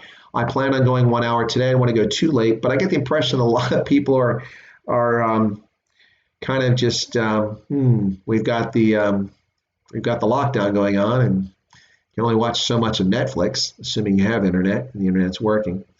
But what else can we talk about here? I could go back to the discoveries from coronavirus, but I don't, from the Madagascan president there, the Malagasy president. I don't really want to go into that though. But what else can we talk about here? You guys got any questions at all? Anything that's not military related there? Any questions about something that's going on in the world or something that maybe I've been involved in? Just to let you know here, so I'm doing the live streams because people have been asking about them, and I hope it's not just because people are bored because of the lockdown. I hope it's they actually have genuine interest in these topics. But I'm doing these live streams in part to get more subscribers and get some more viewership going. I'd like to do some more things with the channel as I go forward. And right now, there's the time available, and there's certainly a lot of newsworthy stuff to talk about. So, so that's one thing that we're trying to do here. And what is this, Doctor? Have you explored any UNESCO sites? You mean their websites? I'm not really sure what you mean. Or you mean UNESCO designated World Heritage sites or something like that? What's your view on how America in general is handling the virus? What about the rallies in Washington, in states like Washington? All right, yeah. So let me go that. I'll answer that question. Just a second here. It's time for an unpaid promotion for Starbucks. In interest of full disclosure, I do own Starbucks stock in my retirement account. All right, so a little refreshing imbibe there. So IC3ZA's question, my view on how America's handling the virus. Well, that's a complicated one. So it's easy to play Monday morning quarterback or to look at the rugby results and say they should have done a drop goal attempt instead of trying to force it in. They were never going to cross the try line. It's easy to judge after the fact. So I would say this. When President Trump, well, there's a lot. First off, let me preface this by saying the fact that the Chinese covered up what was happening in November and clearly in December, didn't do a lockdown, although people are claiming they did a lockdown, until at least 5 million residents from Wuhan had fled the city and went elsewhere in China, spread the virus to Hong Kong and other places before people were even aware of it. Then the Chinese successfully mapped the RNA of the virus on the 3rd of January. But they sat on that until the 9th of January before they mentioned it to the World Health Organization and the world publicly that they had mapped the RNA, and did not release the data for it until the 12th of January. There's 2 weeks right there wasted. Well, 9 days from the time that they mapped it. But had they accepted the first week of January assistance from the U.S. Centers for Disease Control and the National Institutes for Health, both of whom the president had offered to send to China or to take the data and share it with them collaboratively over the internet and video teleconferencing, had they worked with them, they might have had more success and things would have been faster. So first off, all of us are working at a severe disadvantage as a consequence of the Chinese Communist Party's obfuscation and efforts to pay no attention to the man behind the curtain. That nonsense has cost us all dearly. Now, that said, the first case here in the United States, it looks like now they've a few people passed away. They've checked, they've tested them. They passed away in early January here in the U.S. They actually passed away from COVID-19. But our first known case was the 21st of January, thereabouts. On the 31st of January, just 10 days later, President Trump banned travel or restricted travel from China, it being the epicenter. At the time, he was painted as xenophobic and a racist by the media and the political left, who said that he was overreacting. Now, of course, they say that he is too slow and it's cost us lives because of his inept response. But the reality is this. Before that had already happened, he had already formed a task force in the White House with members of the CDC, the NIH, the Department of Defense, the Department of Treasury. They came in later, and the Health and Human Services. All these folks came together, and then he appointed the vice president later. But this team was already working on this issue while the Chinese were keeping us in the dark because they were already concerned about what was happening. So they had a task force in early January. They were looking at measures and countermeasures and preventive measures, things that the public is not generally aware of, but these aren't state secrets. And the media doesn't cover it because it's not sexy and it doesn't make Trump look bad. So then he bans travel. Then a few weeks after that, when it becomes clear that we start to have some cases here and they start recommending social distancing and things like that as preventative measures, while that's happening, authorities in New York City and in San Francisco and New York State are telling people to ignore the advice of the president and his advisors because he doesn't trust science. But strangely enough, he's relying on medical doctors and scientists for this advice. They're the ones offering it. But because it comes out of Trump's mouth, it's somehow tainted. So they tell people to go to civic fairs in New York, hug the Chinese residents of San Francisco, yada, yada, yada, things like this. Nancy Pelosi famously saying that Trump is insane, that's perfectly safe. And so this is happening by local officials and state officials around the country and by senior state officials or in the legislature who are speaking publicly and misleading people, as well as the media who seem to be in collusion or denial. So that's going on in February and into March. And then it becomes clear that Italy is devastated. The northern part of Italy is devastated because the virus has somehow gotten back from Wuhan to Italy, either through ethnic Chinese who are working in vast numbers in northern Italy in factories or Italians who live there. But anyway, it gets Italy, and from Italy it quickly drives through the roads through the Alps into Switzerland, Austria, and Germany, and it's on into France. While this is happening, we already start seeing cases here in the U.S. My argument to this at the national level is that when President Trump suspended travel from China, I asked the question, honestly, why didn't he suspend all international travel? Because if you travel the world and you understand how global travel takes place on this planet, you understand that none of us are isolated, not even in Greenland. Not even in Antarctica are we isolated from the impacts of people traveling with pathogens and with viruses and bacteria and even insects and unwanted pests coming on planes, boats, and things like that. So this is what was going to happen. And I said this at the time. This isn't Monday morning quarterbacking. Sorry, my friend, the Springbok here. Let me move you over. This is what was going to happen. Trump can shut the door from China coming from the Pacific.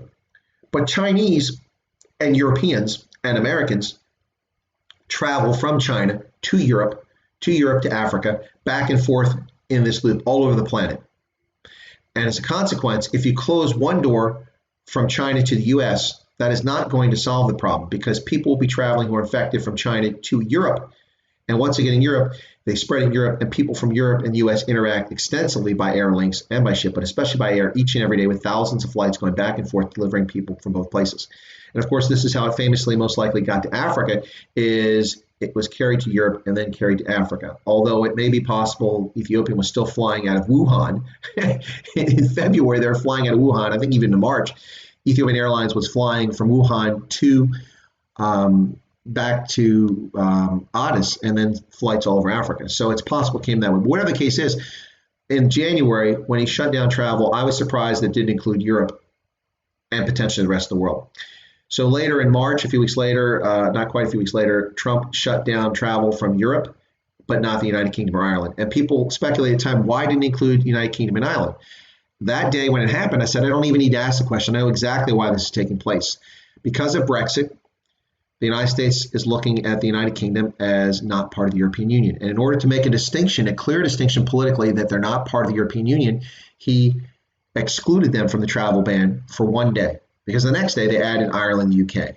As the cases, it was clear there was people there with it and it was getting out of the UK. But for political reasons. Now, no one's admitted that. That's my speculation. That was my assessment on the day that it was announced, and I continue to have that position. But bottom line is that it was too late. Just as the Italians found out when they never stopped travel from China, it was too late. It simply got in the back door. Now, Europe to the US isn't the back door, but it is the back door for the disease going from China around the globe to Europe and then into the United States. So answering the question about how the United States is doing, early on the testing was sporadic and incomplete, and people castigated the government for that and blamed them for that. But excuse me, this virus didn't exist, at least not that we're aware of. Maybe it was in the virology lab there in Wuhan, we don't know. But whatever the case is, we were unaware of this virus. No one had mapped its RNA. How could you possibly have a test for something that doesn't exist? We didn't know initially it was a member of the corona family. Once we figured that out from the data from the Chinese, then we had a basis to develop a test for it and get a reaction. But that doesn't happen in 5 minutes. And so the testing was a problem. Of course it was a problem. Why? Because the Chinese weren't sharing the information or sharing test kits that they developed. Or the South Koreans, they were taking care of their own business. And I don't fault them for that. So there was complaint about that. But I would argue that by and large, the federal measures that have been taken, while in my view could have been faster, but I'm talking about travel restrictions. When it comes to lockdown recommendations, social distancing, the comments they made about the use of masks and surgical gloves, I think that by and large, they were sound measures. But we get lots of Monday morning quarterbacking, this and that and the other. By and large, it's been sound. But my argument has been, since it's become clear that the epicenter for this in the United States is the I-95 corridor, and also, of course, Washington State, which is now in much better shape than it was because it was the first place to get hit with it, and Southern California. But the I-95 corridor, and much of the rest of the country is largely unaffected by it, that we need a much better targeted response to this and recommendations from the national government and from state and local authorities. Specifically, in my view, we should be protecting the most vulnerable and allowing much of the rest of society to get back to daily business, which unfortunately, if I were in charge, I would still be not allowing public sporting events because obviously you can't avoid this until this is under control, which is a shame. I'm losing out on rugby and losing out on baseball now, but that's just a price that we have to pay. Hopefully those sports events will survive this. But my argument is that the United States federal government has by and large had a good response to this thus far. But I think there has been a degree of hysteria, and I think Trump is super sensitive to being accused of not listening to scientists, and therefore the scientists and the doctors are having an outsized influence over political decisions that must be made. And when I say political, I'm talking specifically about economic. The United States has now committed $6 trillion, 2.2 trillion, now another 4 trillion or something like that, plus the Federal Reserve is going to flood the money supply with up to an additional $4 trillion. This is an insane amount of money that will bury us in debt, even worse than we have been as a consequence of malgovernance over the past 4 decades and drunken sailor spending. And yes, even under the Clinton administration, folks, drunken sailor spending. The last legitimate balanced federal budget here in the United States took place in 1970 under all presidents, Richard Milhous Nixon. The balanced budget under Clinton was not a balanced budget, although he and Newt Gingrich famously claimed that they balanced the budget. If you look at it, they simply stole the money from the Social Security Trust Fund, which we can't trust, the excess of $343 billion, and applied that to the federal budget, and then claimed we had a $34 billion surplus in 2000. Fiction, folks, pure fiction. Not had a balanced budget. We have not taken in more revenue than we've spent since 1970, and that should disturb people. All right, so let's see what else here. That's my view on how America's handling China so far. Let me touch on the rallies. Yeah, okay, so IC3ZA, the challenge now here in the U.S. is that at some point, and this is going to happen elsewhere too, people aren't going to put up with this. We have constitutionally protected rights and liberties. And at some point, people are simply going to become frustrated. Now, I saw a rally in Oregon in which people were out front of the State House and they were behaving themselves. They were maintaining social distance, but they were complaining about the government's heavy-handed approach. I have no objection to that. But I did see a rally here in Harrisburg in which people were standing right next to each other, commingling, and they're angry about Governor Wolf's behavior. And I do have issues with that. You have a right to exercise your constitutional rights here in the United States, but endangering public health by ignoring common sense approaches to avoiding one another. It was supposed to be everyone in their car rally, but people got out of their cars and they gathered. And of course, the media used that as an excuse to paint them as racist and xenophobes and Trump supporters and all kinds of other nonsense when they're simply Americans who are exercising their rights and got a little carried away. But their behavior didn't help. Anyway, so the rallies, I think I have no issue with rallies as long as people abide by common sense approaches to them.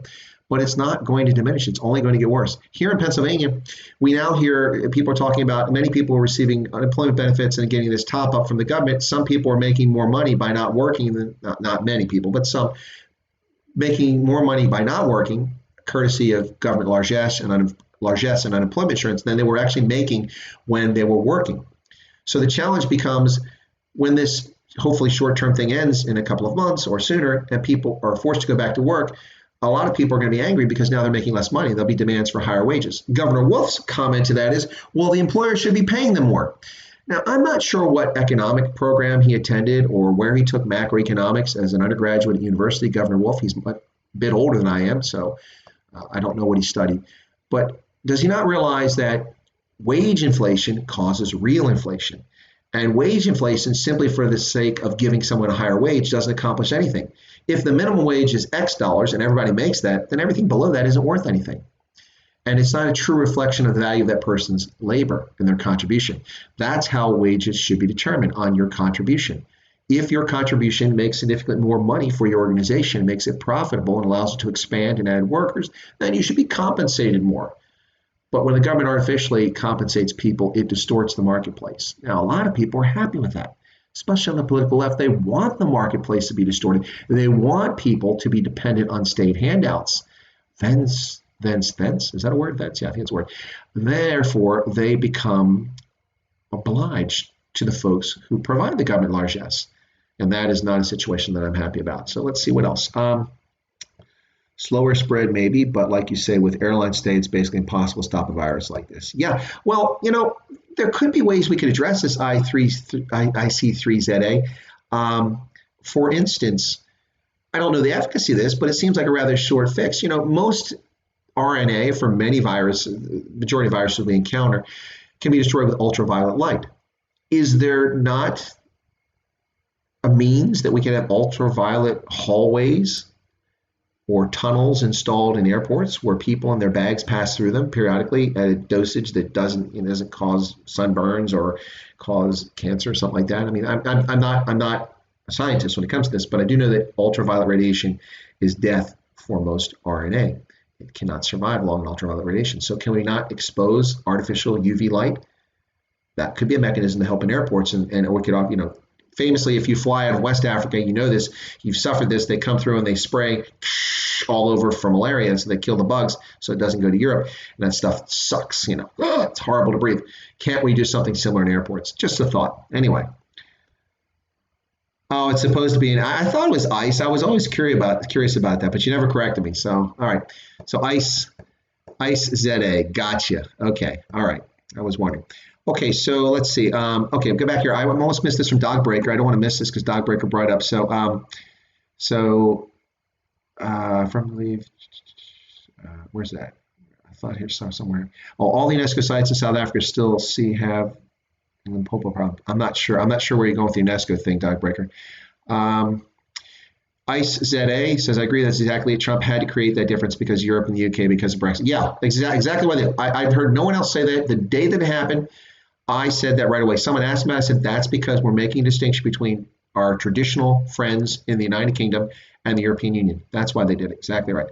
Okay, slower spread maybe, but like you say, airlines, okay. Appreciate your opinion. Great stuff. Can you clearly see the difference between Democratic, Republican states and governors? Here in the U.S., I said, yes, there is a difference, and it does seem to be along philosophical lines. The media likes to paint it as it's a political line, and I suppose that's true, but it has a lot more to do with people's worldviews. Conservative Republican governors, and not all governors that are conservative Republican, but these days most that are conservative Republican, but conservative Republican governors tend to have a very different worldview on how we approach things and what the role of government is. And therefore, their view is very different. You look to New York and you listen to Andrew Cuomo, and his approach is very much that he's in charge, the state can do what it wants, and we need this from someone else to make it happen. Why isn't someone else doing this for us? Well, state governors are endowed with tremendous powers, legal and financial powers, particularly larger states, to do things. Famously, Governor Cuomo 5 years ago in 2015, he declined to purchase $575 million worth of ventilators for the next pandemic. 5 years ago. Talk about the chickens coming home to roost. He didn't buy it. Instead, the state put that money into a solar panel plant located near Buffalo, New York, which later went bankrupt, as I understand. So they wasted hundreds of millions of dollars instead of spending the $579 million buying ventilators. And then when the federal government doesn't give them ventilators, which, by the way, is not the federal government's responsibility. The federal government doesn't have a stockpile of ventilators just for states. They have been stockpiling as part of disaster response, but the idea is to take care of a specific location, not 50 states. The federal government is not there as the savior of last resort for something like this. And people confuse it. That's how they often confuse what the role of the Center for Disease Control is. They think it's a whole place full of doctors and ambulances and helicopters and medicine sitting around waiting to deal with public health crises. Public health crises are part of what they do, but surveillance and monitoring is a big part of what they do, as well as research and setting policy when it comes to public health. So people tend to misunderstand, like the role of FEMA, the Federal Emergency Management Agency, which was lambasted over Katrina. But its powers were limited, and they've been strengthened since then. But people don't understand what the role of their own government is here in the United States and many parts of the world. And that's part of our problem we have here. Let's see. Too bad Nixon dropped the bomb when he broke the gold link. Well, ICE ZA, that's a fair point. He did take us off the gold standard. But remember why Nixon took us off the gold standard. Charles de Gaulle was intentionally trying to destroy the U.S. currency because he didn't like the Bretton Woods arrangement. And what this has done, ironically, is made the Bretton Woods situation even more entrenched, and it has given the U.S. seniority, not seniority, but seniority with our currency, and has essentially given us fiat capability to use our currency to our benefit. And one of the reasons why we're able to finance so much debt is a consequence of that. So you can thank Charles de Gaulle for trying to break the dollar and forcing Nixon to take us off the gold standard. He was trying to steal all our gold reserves by taking dollars and demanding they be exchanged for gold in an effort to destroy the American economy because Charles de Gaulle was a piece of crap. There you go. I know. Sorry if you're French. He saved the country, big savior, yada, yada, yada. He also had an ego the size of the freaking Mediterranean. Anyway, depression is going to be bad. I don't know if we're going to have depression, but it could be bad. Paulie says he went to the EFF School of Economics. Who went there? Me? No. What are you talking about? I didn't go to the EFF School of Economics. Sunlight is the best disinfectant. Yeah, sunlight, not just for COVID-19, but for the African National Congress, for Donald Trump's government, for the Tories, for Labor, for any political party. Sunlight is the best disinfectant. And that's why when the media, the fourth estate, lets us down, they truly, truly let us down, folks. The role of the fourth estate is to objectively report the news. Yes, they can report op-ed and give opinions and views and do research, but their job is to report the news unvarnished and tell us what's actually happening and what people say and what they do. But instead, the news has become, in many respects, very little news reporting and a lot more of gotcha and people espousing their political views. And that's very unfortunate because the press should be holding people to standards here. You know, Donald Trump, they've lost their mind with all kinds of things. Their Russia collusion narrative and one thing after another. And all the while, there are legitimate reasons to question Donald Trump and his government. Where's the wall? We don't have a wall yet. Before COVID-19, why are we spending $1 trillion deficit each year? Why don't we have a balanced budget? Why aren't we fixing entitlement programs and getting that, what they call non-discretionary spending, under control? And several other things. You know, infrastructure. Where's the infrastructure bill? And they can come up with excuses, but you can hammer them on that. The more that the press talks about the failings or shortcomings, the more a government is inclined to address it. And the same with the ANC in South Africa. Why is it I seem to be the only person on the planet that continually points out that the African National Congress is being disingenuous and the EFF is simply lying when they talk about land being stolen, or when they say there's no money and therefore they must take the land without paying people? That's simply untrue. All you have to do is look at publicly available information and point out the fact that the ANC has never taken its role in land seriously, at least not since the first 6 years under Mandela and the first couple years under Mbeki. Since then, and particularly for the zooming years forward, the ANC has not taken land seriously. And now they try to tell people they must confiscate land because they failed. No. And that's where the media must come in. The media must tell people the truth and share the information. But the media in South Africa is hit and miss when it comes to that issue. All right. So you mentioned the minimum wage. Do you think the U.S. could, by any chance, throw it under the bus to save the economy? No, because the minimum wage, or even the national minimum wage, I think it's unlikely. It's something that we're stuck with. I understand the reason behind it. You don't want people to exploit workers, but the minimum wage is not designed to be a living wage. And that's the confusion. You get people on the political left who think that the minimum wage must be something that someone can live off. But I'm here to tell you, and I don't mean to insult someone these circumstances apply to, but if you're 42 years old and you're a single parent or you're a couple and you are working at a fast food restaurant part-time and you think that that is a career, either you've fallen on hard times, you've got some bad luck, or you simply don't plan your life very well. No one at that age should be working in an entry-level job getting a minimum wage, doing a job that is designed in a high turnover business for young people or short-term employees to come in and work and leave. You don't pay higher wages to people who are not going to be there for a long time. There's no incentive to pay that wage when it costs you profit, which you can use to expand your business, grow your business, and hire more people. So I understand why we have the minimum wage, but the argument that it's not a living wage is nonsense. It's utter cock. It is not meant to be a living wage, and it never should be a living wage. The path to success in life involves education and training. And those who undertake education training make themselves infinitely more employable and have more opportunities. The correlation between a trade school diploma and or an undergraduate degree and employment throughout life is undeniable.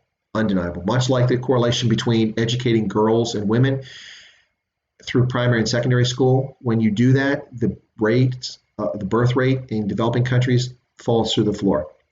Girls getting educated in primary and secondary school, even just completing primary school, the number of girls who get unwanted or undesired pregnancies in their teens drops dramatically. And that is the secret. Education, proper education, not this fake education we see in South Africa where 40% is a passing mark. Real education, where people actually learn. People are taught to think critically. That's what matters. But unfortunately, it seems like a lot of governments don't want our citizens to be educated. They prefer them to be sheep. That's an opinion. All right, what else? I hope this crisis can also cause. I hope that this crisis can also cause European nations to all exit the UN. It might take a long time. No, okay. Look, wow. Okay.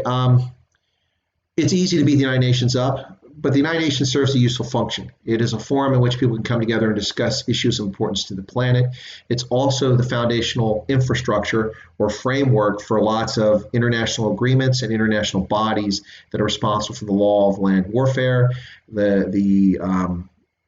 for human rights abuses, for genocide prosecutions, the International Court of Justice, the International Criminal Court, the law of the sea, things like that. International conventions, it provides a framework for working on those issues. And ostensibly, it's also a place to air grievances, but airing grievances becomes a whining club, and we see how it does and doesn't work.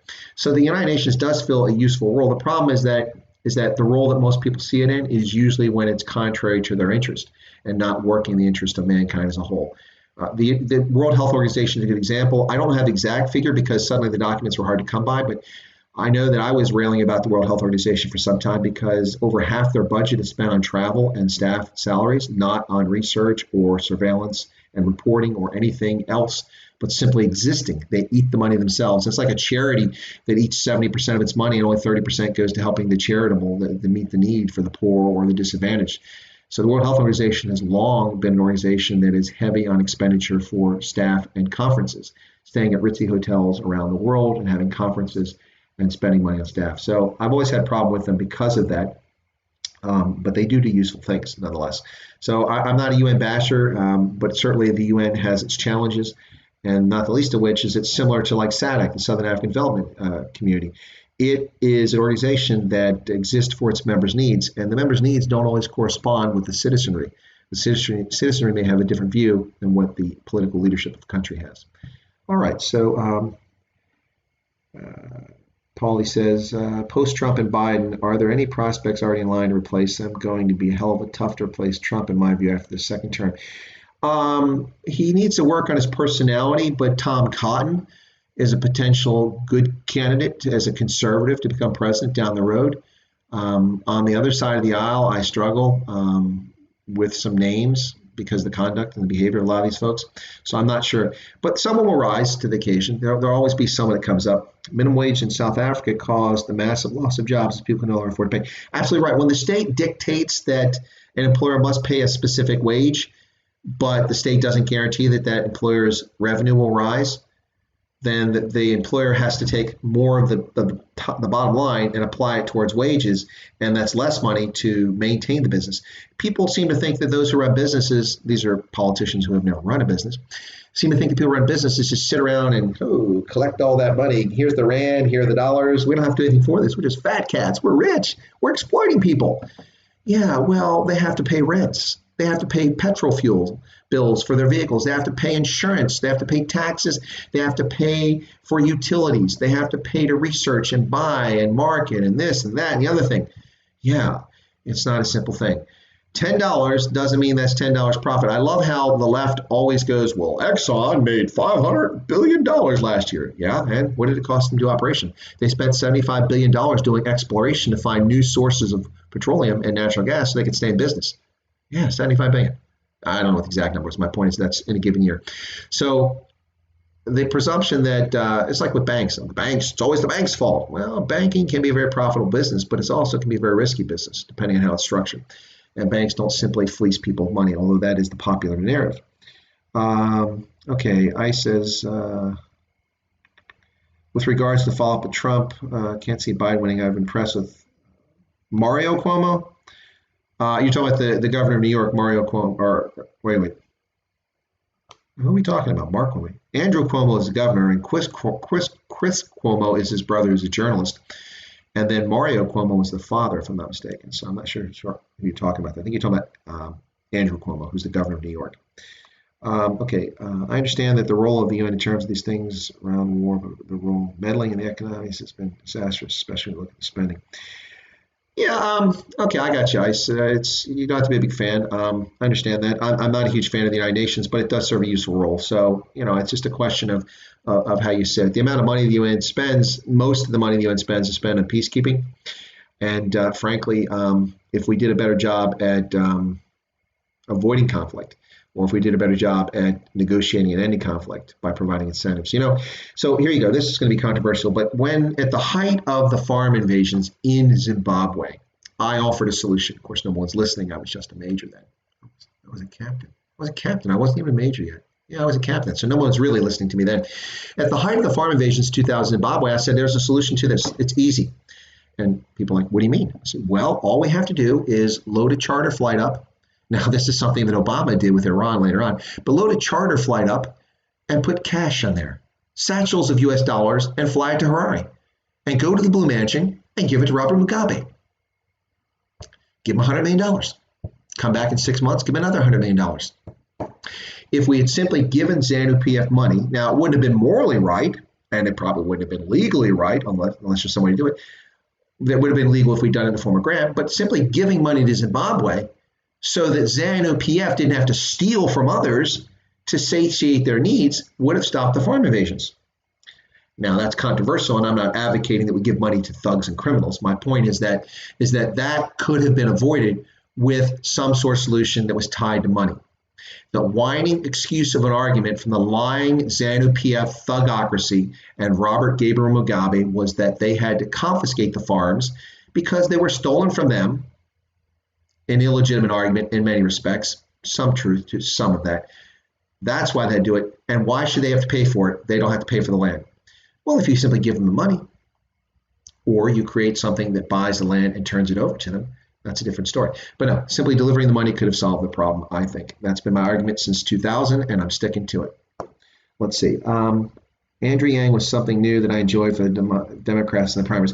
Paulie, I heard a lot of good stuff about Andrew Yang, and I gave him a listen. I was willing to hear what he had to say, and I watched him on television. I sat there, and maybe he performed better at different times, but I listened to him talk, and I'm like, this guy is talking out of his fourth point of contact. He has no idea what he's talking about, this guaranteed income and all these other things he's talking about. And that one time listening to him, I lost interest in him. So maybe it wasn't fair. Maybe I didn't give him a fair shake, but he didn't have a good showing. I watched him interviewed, and I didn't buy anything he had to say. I haven't seen his brother interview him. Expect the market to be used. Okay. All right. Gosh, the sun's shining here on the side. Get the UN, but the wage and spending is enough to drive me nuts. Fair enough. Wasn't sold on Andrew. I feel he's way too lightweight for run president. Yeah, I agree with that. Andrew definitely is a lightweight, and it's showing in his daily discourse. Obama did give some similar. Yes. Okay. All right. Yeah. So. So Obama, as part of the nuclear deal, they loaded up U.S. military flights with cash they took out of banks, and I don't remember the exact amount, so don't hold me to this, but I think it was like $165 billion, maybe it was $165 billion, but it's a lot of money.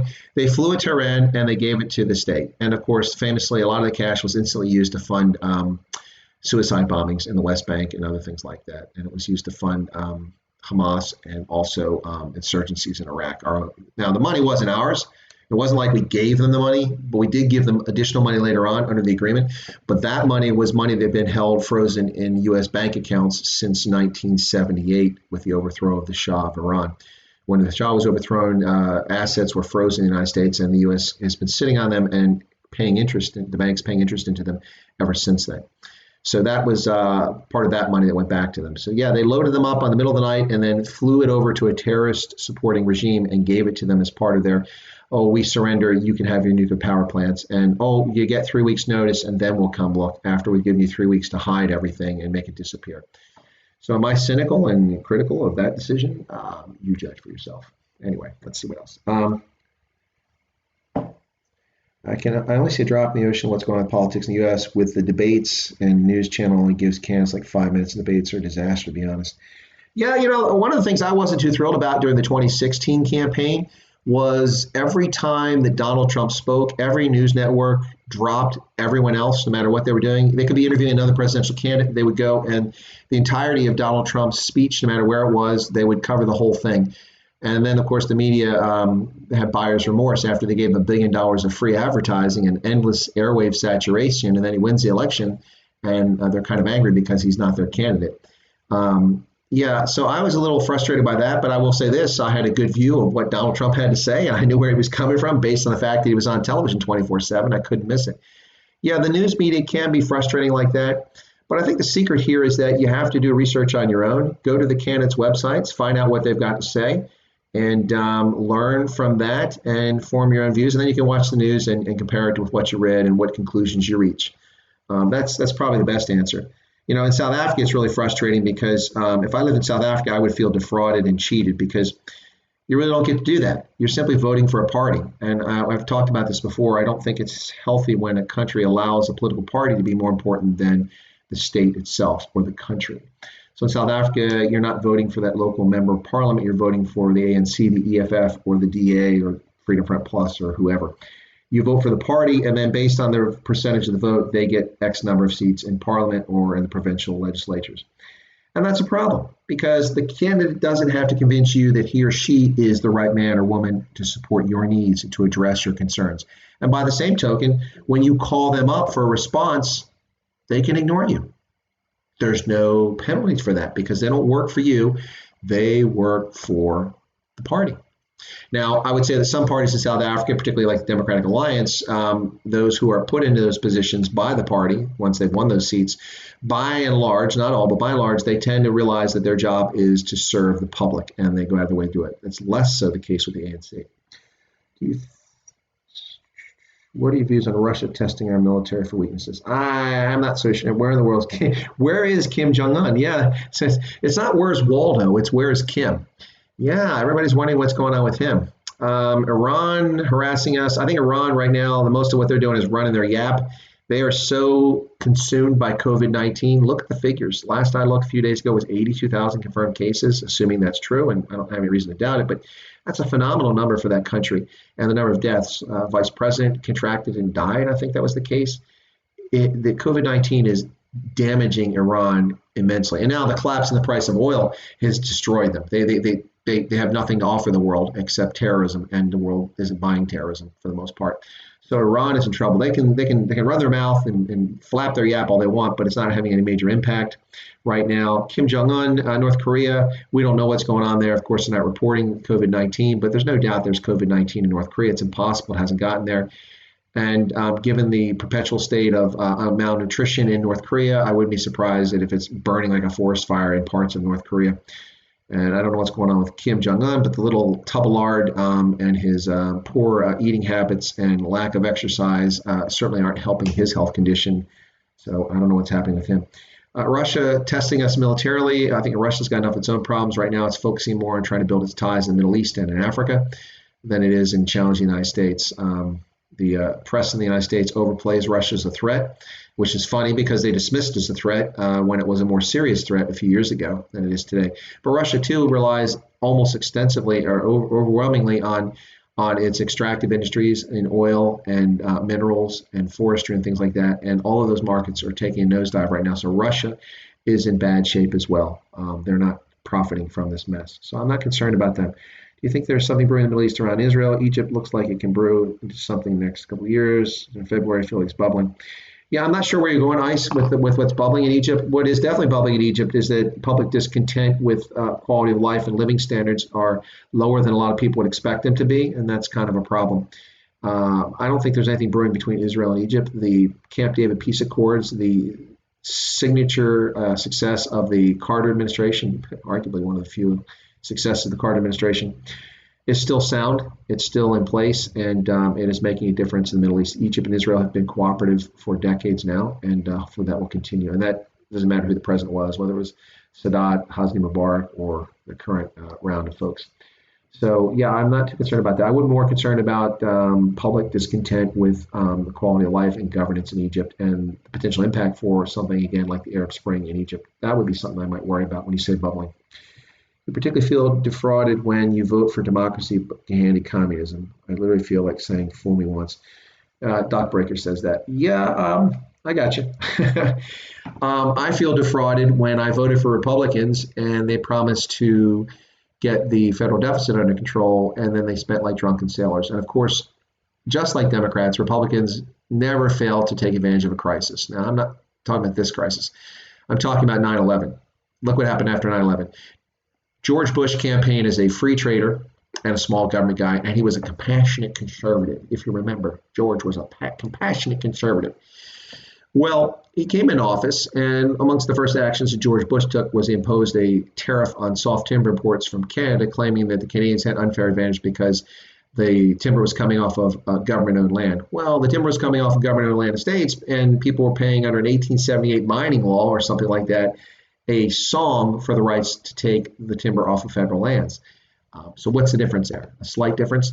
And I was irritated by that. That's not free trade. And then the next thing, of course, they did famously is that they slapped tariffs on South Korean steel imports and others of like 30 or 40%. And that's not free trade. They didn't prove their case to me or before the world, in my view, the Bush administration, that these other countries were shipping steel in here at a loss and flooding our marketplace, which is what their argument was. So he campaigned on that, and as a compassionate conservative and a small government guy. And he went down that lane, and I gave him a pass. Then we had the No Child Left Behind Act, which has proved to be an abysmal piece of legislation in its execution. But we didn't know that at the time. Everyone had good hope and thought for it. And then 9/11 happens. The Patriot Act is passed, and many civil liberties are constrained as a consequence, which Americans don't even realize to this day in some cases. And we went on this global campaign to end terrorism, which will never end, and devoted a vast percentage of our resources to it, and eventually led to conflicts going into Afghanistan and then later into Iraq. And it also gave impetus for supporting governments in the Sahel to combat Boko Haram, but before that, Al Qaeda in the Islamic Maghreb, and a host of other actors in the region. And once again, diving into Somalia to fight al-Shabaab. So anyway, George Bush. I got off track there. A little bit. Kim is probably a good candidate for the virus. Yeah, no doubt, with his unhealthy habits. Don't know if he has diabetes. Yeah, I would be surprised the guy has type 2 diabetes. I mean, it doesn't look like he's done many push-ups lately. In regards to Egypt, brewing inside between the military and the people. It's very much moving in the direction of a second Arab Spring. People are fed up with the government. Yeah, they are. But famously, ICE, it took decades for the Arab Spring to actually take effect. For a very long time, people in North Africa and the Middle East simply dealt with their oppressive governments by just moving on, kind of like Zimbabweans never rising up against their government despite its predations upon them. And that finally bubbled over in the Arab Spring through a combination of disclosure of classified information by Bradley Manning, making that available to people public through WikiLeaks, reading things they always thought were true and now had confirmation from a source they trusted, American diplomats. A combination of that, a combination of oppressive state action and underdevelopment, neglect, and then naive foreign policy by the Obama administration encouraging the Arab Spring, and then betraying our erstwhile allies in Hosni Mubarak and Muammar Gaddafi. All of that combined to lead to the Arab Spring. Not all of those elements are present today, although some of them are, so it's hard to predict what will happen next there. So there you have it. I hope that you guys are enjoying the stream. I've been going for about an hour and 45 minutes, and I know for some folks this is probably just inexpensive Netflix. You don't have to pay for Netflix to watch this and to listen to a discussion about events. The idea today was to talk about events taking place in South Africa and Madagascar with the president's cure, the Madagascar cure for COVID-19, and then Ramaphosa's 500 billion rand emergency relief fund. Talk about that, and also kind of talk a little about COVID-19. I think we've done that. What I'd like to do then is, it's coming up on nearly 6 o'clock. I can go for a little bit longer if folks want me to. If you want me to go longer, just give me a yes. If I don't see any yeses come in the next 20 or 30 seconds, then I'll know that we've reached the saturation point here. I don't want to bore people and waste your time. I am enjoying the discussion, and I do appreciate the questions. I hope I've answered them well and that you're happy with them. Ice says, or should I say, it wouldn't surprise me. It won't go as far. Yeah. Egypt, that is. He's talking about Egypt. Well, yeah. I don't want to see another Arab Spring, but I also, at the same time, I sure don't like to see people live under a government that oppresses them. So Just a Ghost wants me to continue, I think. I think that's what that yes was for. So let me go for a little bit longer and see what's going on.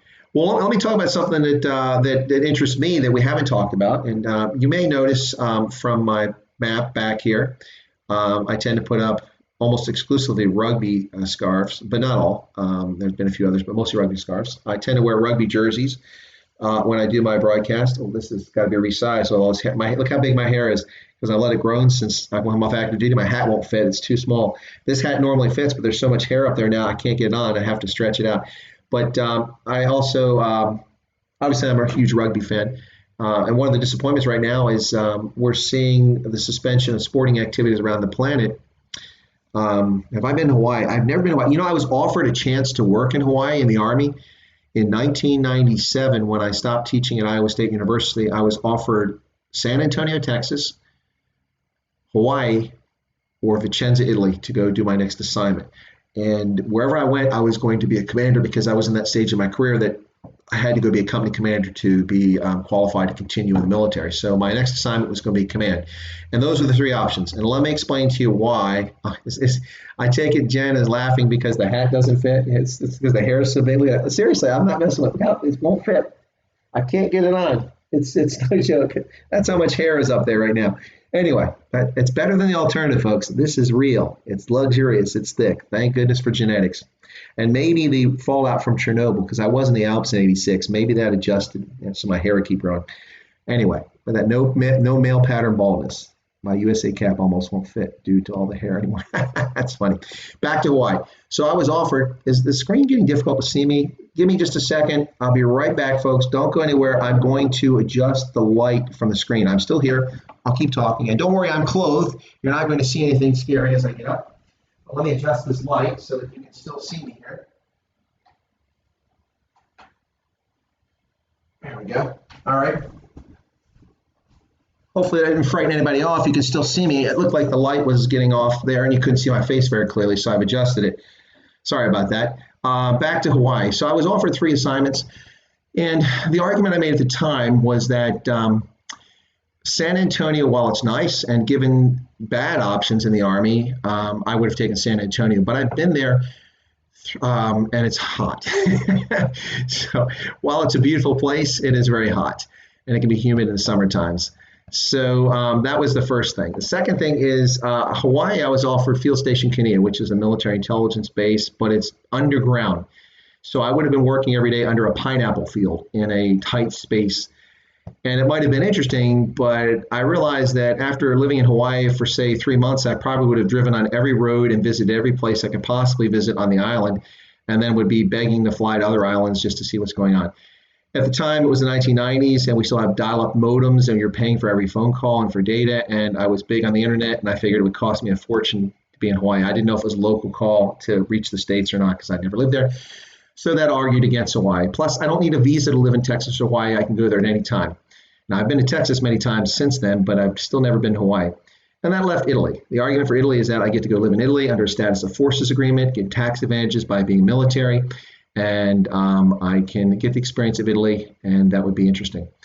And so I decided on Italy, and I went to Italy, and I've still to this day never been to Hawaii. I'm not a beach person. I don't really care for beaches or warm weather. I prefer snow and mountains and hiking, that sort of thing. So I've not really missed anything in my view when it comes to Hawaii. But a lot of people would say, you're crazy, you should have taken Hawaii. Yeah, you should have taken Hawaii. Okay, let's see. USA cap won't fit anymore because of the hair. That's great. Yes, Justigo says, yes, the rugby drought is just as bad as the drinking ban. Yeah, it is. This is insane. If you're a rugby fan, you must be going nuts. Here in the U.S., we have Major League Rugby in its 3rd professional season. Through 5 games, we're getting great crowds showing up, great broadcast, got the television contracts, lots of players coming from around the world now. I know some of them are past it. They're past their prime. But nothing doesn't matter, though. They're still big names in rugby, and they were playing here, plus a lot of young players coming here, including some young South Africans coming to play in the U.S. rather than trying to play in South Africa. And suspended. The HSBC 7 series was bolting along about halfway through, a little bit past halfway through, and it's suspended now too. The Olympics were coming up with 7s in the Olympics. Now the Olympics are off. And we've, of course, lost the Six Nations. We've lost the Pro 14. We've lost the French tournament. We lost Super Rugby. It's just the list goes on and on. So if you're a rugby fan, it's really disappointing. I will say this, though. I'm grateful that World Rugby is streaming a lot of previous rugby matches on YouTube. So I've been catching up on Springboks games from 1992 when Nas Botha played his last hurrah for the Springboks. and also watching some later games and watching unusual games from other players. It's interesting to see rugby played 30, 40, 50 years ago and even 10 years ago at times. So it is fascinating to do that. So I'm enjoying that. That is fun. Let's see what else we got here. Been watching the new Hawaii Five-0 series again. The folks on the islands look so beautiful and absolutely love visiting Hawaii. Yeah, I know. Ice ZA. I'll tell you, the lead actor on there is an Australian, and he did a show called Moonlight. Not Moonlighting, famous from Sybil Shepherd and Bruce Willis in the 80s, but Moonlight. It was a vampire show, and it was fantastic. It had that blonde English actress, Sophie, I don't want to say Evans or something like that, but she was on there as a reporter, and he played a vampire in Los Angeles. And it was called Moonlight. Fantastic series. I think it was on Fox or something like that, but it wasn't aired on very long. I have the complete DVD series, and I watch it periodically. Great stuff. Alex O'Loughlin, that's the guy. I really enjoy him as an actor. And when the new Hawaii Five-0 came on, it's new, it's funny because it's been over a decade ago. But when the new Hawaii Five-0 came on, I was inclined to be a fan because I'm a huge fan of the original Hawaii Five-0 series. Fantastic program. I really, really enjoyed it.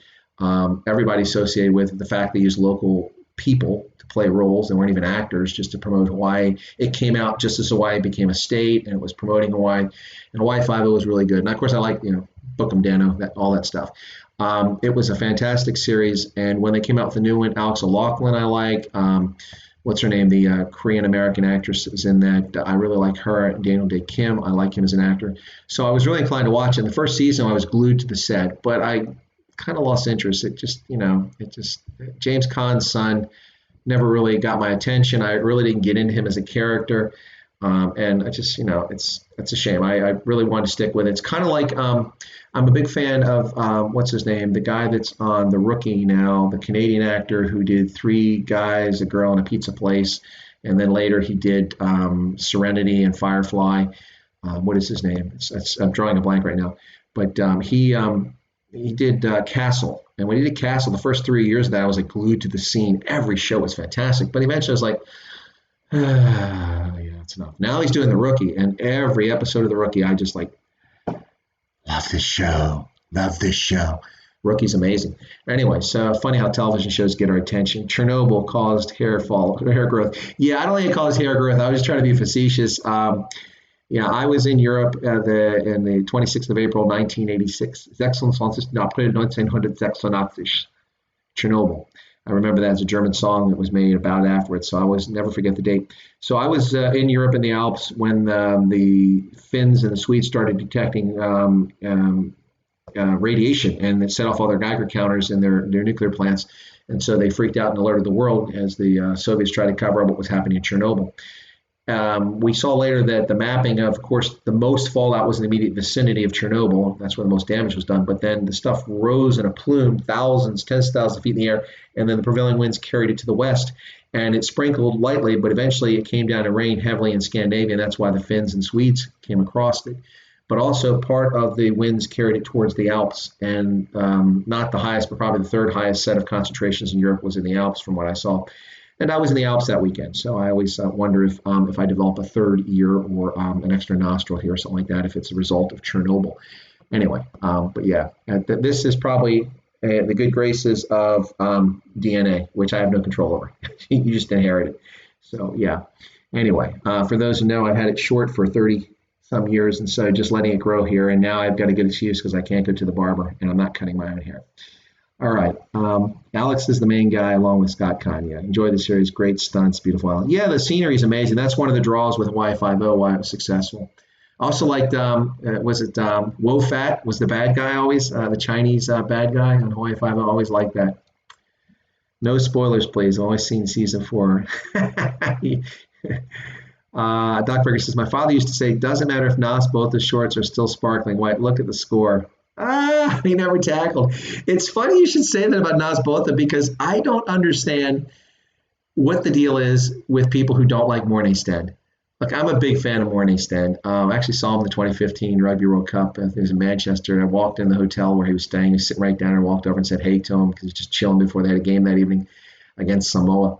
Anyway, Mornay Sten, I saw him when he came up and he played for the Springboks and the Tri-Nations early on. He was amazing. He could make so many kicks. He was good. But let's be honest, Mornay Stem wasn't a complete player at that level at that time. His tackling was abysmal.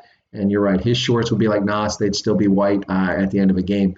But I will say this, over the years, Mornay Stem became a much more complete player, better positioned, put himself in the right spot on the field. His kicking game was still sound, and he's still among the top scorers in all time in South African rugby, despite the fact that he was sidelined by Elton Yankees and then also by, what's his name, the young kid now, Henri Pollard. And so when he should have been kicking and playing for the Springboks, he wasn't. Otherwise, he'd have a wide margin of records. But he became a much more complete player. But yeah, watching Nas Botha back then, he could kick. But yeah, his shorts stayed clean a lot of times. Jessica said, just want to say, really thought Doomsday would be more fun, and where's the zombies? Yeah, for a zombie apocalypse, we are remarkably short on zombies. Where are the zombies? That's the question I want to know. No zombies. Okay, so I'm not dropping yet. Nathan Fillion, thank you, Castle. Nathan Fillion's a guy I really like, although he's been spouting off political stuff lately, and I have to tune it out because it annoys me. But he's a hell of an actor. If we do get cut off by YouTube, then I'll just end it there. I won't do a second broadcast. It'll just be this. But in the meantime, I'll just stay on for a bit longer here. So yeah, Nas Botha, Nathan Fillion.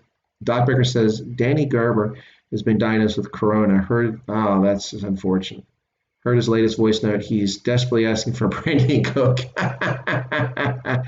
Paulie says, British and Irish Lions tour next year in SA. Are you coming? 3 tests, 5 local games, 8. Well, that depends on what I'm doing next year, Paulie, but I would sure love to be there. I actually had planned this year to go to the Vancouver Sevens, and I had tickets, hotels, reservations, everything. I even had tickets for 2 hockey games with the Canucks up there. And then because of a prior commitment for the Army, I had to give up and not go, and I was disappointed in that. And it actually cost me some money. I did get my miles back, and I got a refund on my hotel, but I lost my tickets and everything else, and I lost a great experience. And as it turns out, it was the last rugby event I could have gone to. So, and then the other thing is, I was potentially going to consider going to the Sevens tournament in London and/or Paris, but most likely in London. But those are off now. So the British and Irish Lions, I've never been to that tour, and if it's in SA next year and it happens, I will seriously consider going to it. I think I'm long overdue for some games in South Africa. It's been a while. I think the last game I was at was probably at Kings Point.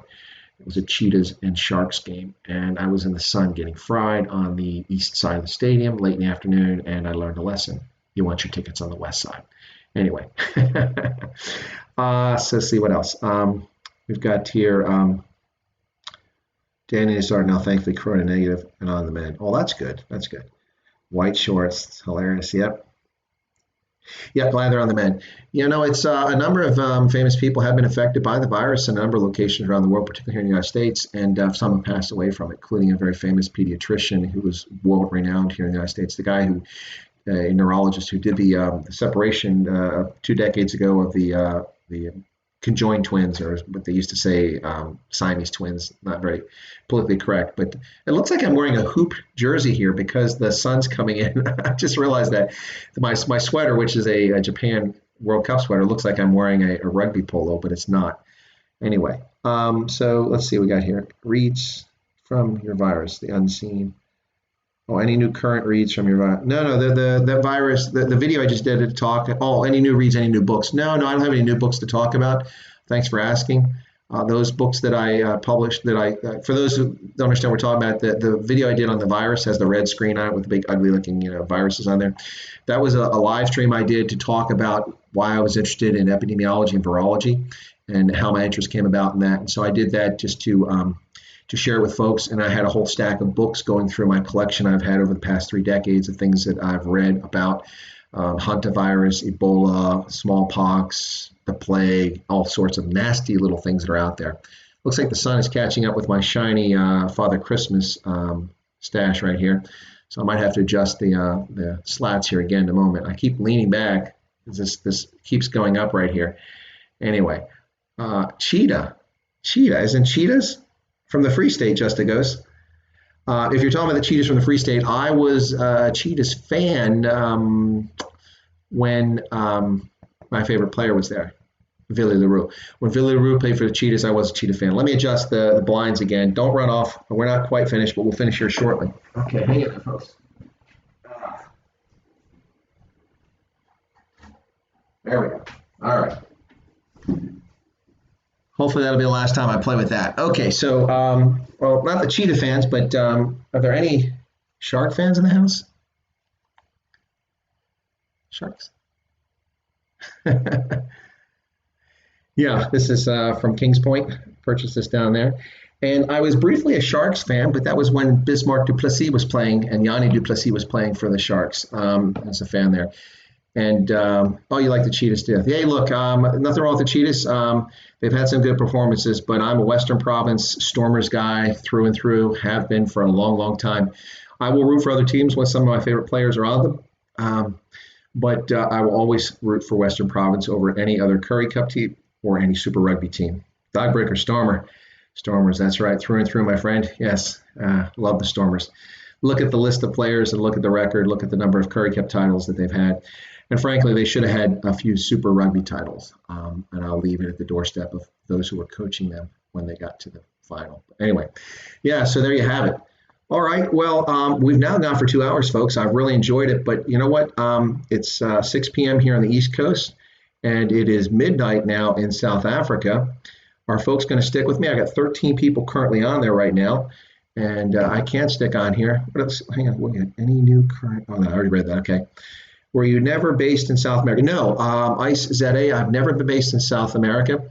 So just for a way of background, I'll explain to people. So I was at university at the age of 17, not the best of students. And after a year, I left, joined the Army to get money for school, to come back to university, but also to mature a little bit and grow up. And so I went in the Army, and I decided when I was in the Army that I wanted to be a specialist for Africa as an officer and go back to university. So I went back to university, became a specialist, or I became an intelligence officer, and later became a specialist for Africa.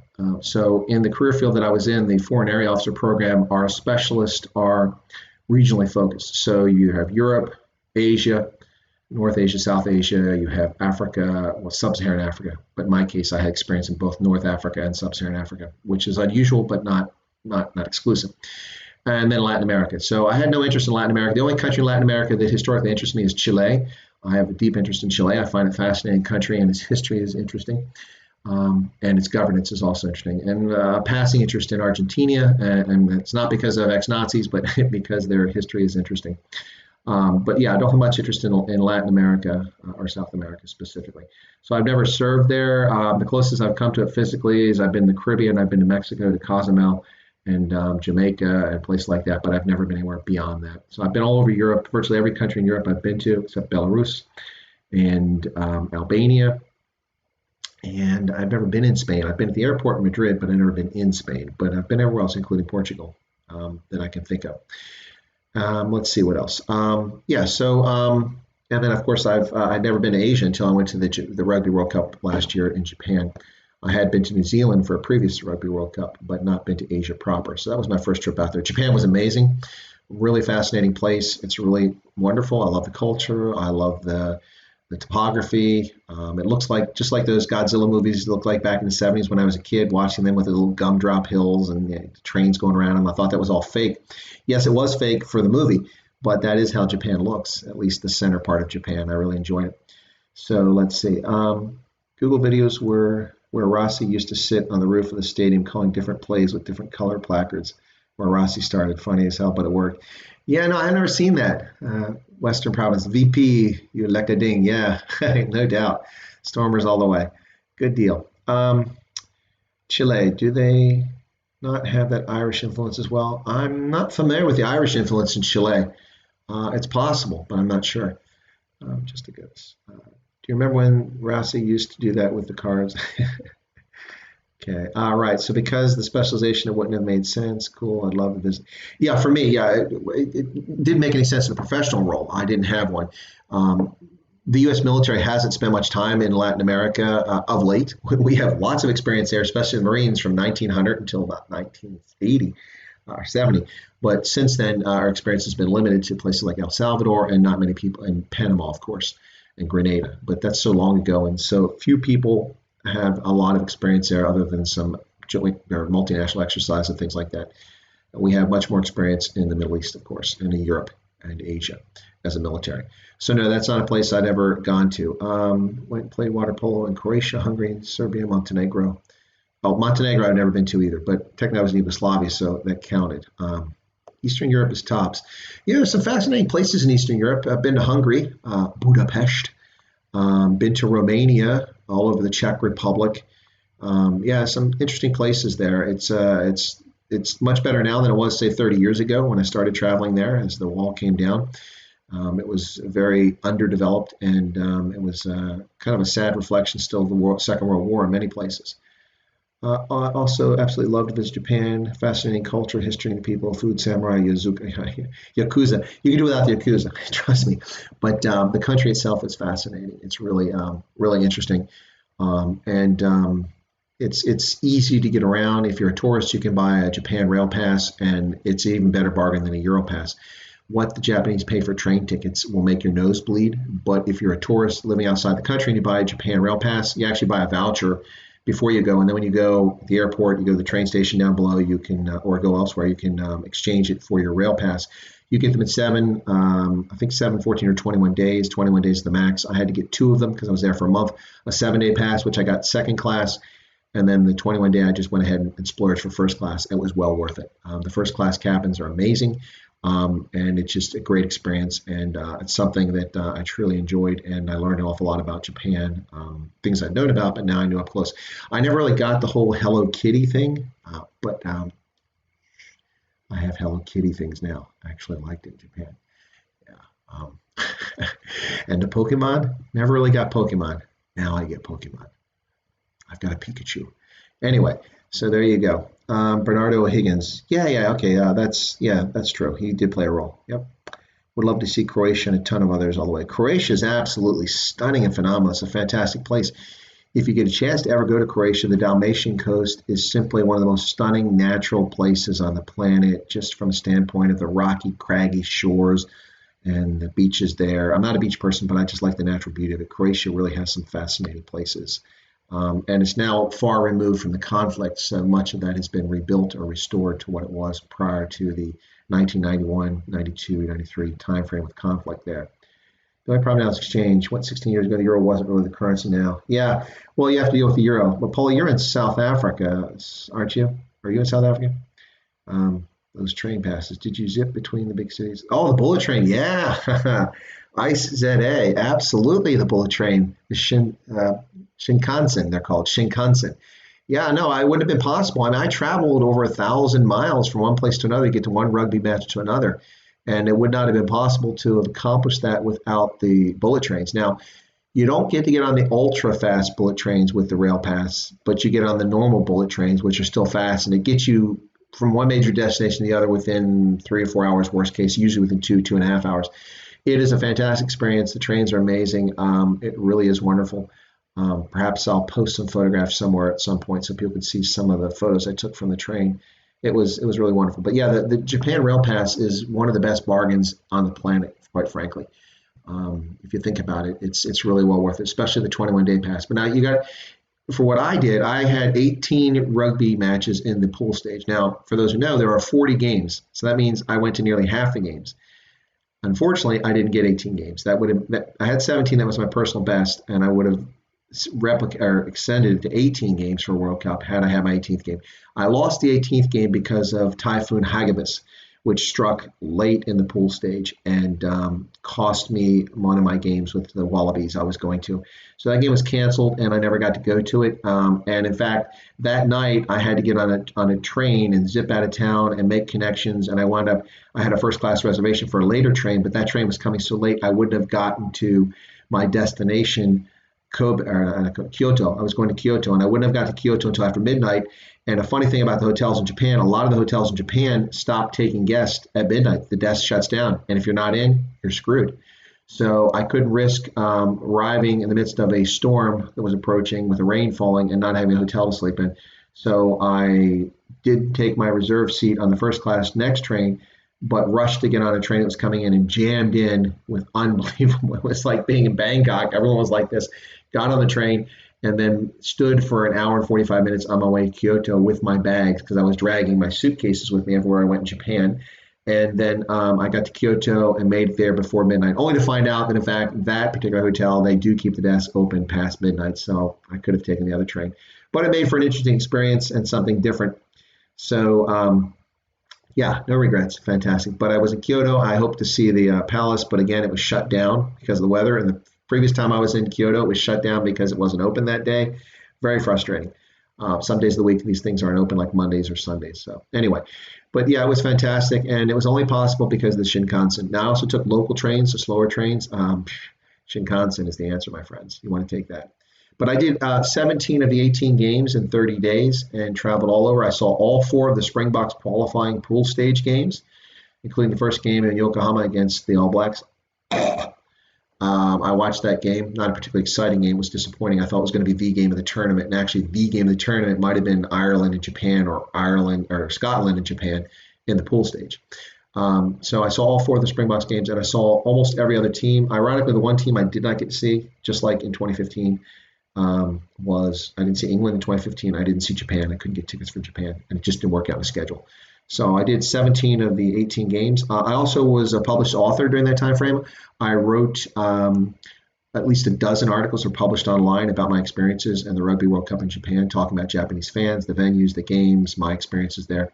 So those are available. If anybody is interested in those, I can let you know where they're at. You go to DJ Coyle, Delta Juliet Coyle, as in like a wire coil, COIL, DJ Coyle Rugby. Look that up, and you look up DJ Coyle Rugby and put my surname Wyatt, and you'll find some of the articles I wrote about my experiences in Japan. They were very popular on his website. And also, for those who are really curious, and now this is a bit of shameful self-promotion here. Look at that. They're coming back, the slats. What's with the sun? But a bit of shameful self-promotion here. For those who are curious, you can go to, type this in Google, BBC Rugby Wyatt. And you will find a news article by Michael Moran, who is a BBC Northern Ireland journalist who covers rugby. I ran into him in Yokohama and a whole raft of other Irish journalists who work for the BBC at the train station in Yokohama. And it was right early when we arrived. I had just watched Ireland play Scotland, I think it was. Yeah, it was Scotland in Yokohama. And it was after that. And they were headed back, and I was going to my hotel. And I saw the film equipment. And I said to them, hey, hey, you guys journalists or something? Of course, we're surrounded by Japanese, so the white guys kind of stand out. And they said, yeah. And I could hear their accent. They said, no, we work for the BBC. I said, fake news, or government-run news, state-run news. And like, what, you don't like us? And I said, well, you say you're from the BBC, but you don't sound English. Well, that's because we're from Ireland. I said, oh, you're Irish. You're from Northern Ireland. Yes. Oh, you like us now? I said, absolutely. Anyway. Long story short, they asked me what I was doing. I said I was there to attend 18 rugby games, and then I've been to games in 2011, 2015, and they're like, wow. And the guy's like, I should write a story about you. I said, sure. He goes, yeah, but my camera's put up right now, so I really can't interview. He said, if you want, you can stay in touch with me, and maybe I'll do a story on you. So I gave him my business card, and then a couple of times during the month I was there, he'd get in touch with me, interview me on Skype, and then he wrote a story, which if you do BBC Rugby Wyatt, you'll find the story from the BBC. It was still there last week, and someone asked me about it. I looked it up, and it talks about, and I didn't realize until I was interviewed that I actually got to 43 World Cup games at 3 World Cups. I never realized that. New Zealand, England, and then Japan. Now, that's not all the games. I also went to the Women's World Cup in 2017 in Belfast, and so there's games there too. And now that the slats are coming up, I'm getting bifurcated or cut in pieces here. Anyway, let's see what else. Exchange rate, the dollar at 18.93. Yeah, the dollar, it will reach 20 rand to the dollar. That's going to happen, folks. So think about that.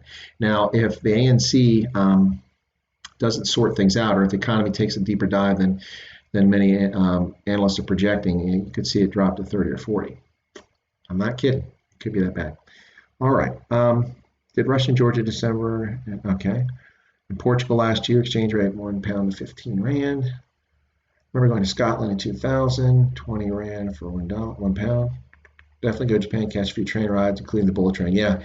If you go if you go to Japan, you're really going to want to, depending on your time, so set your time up.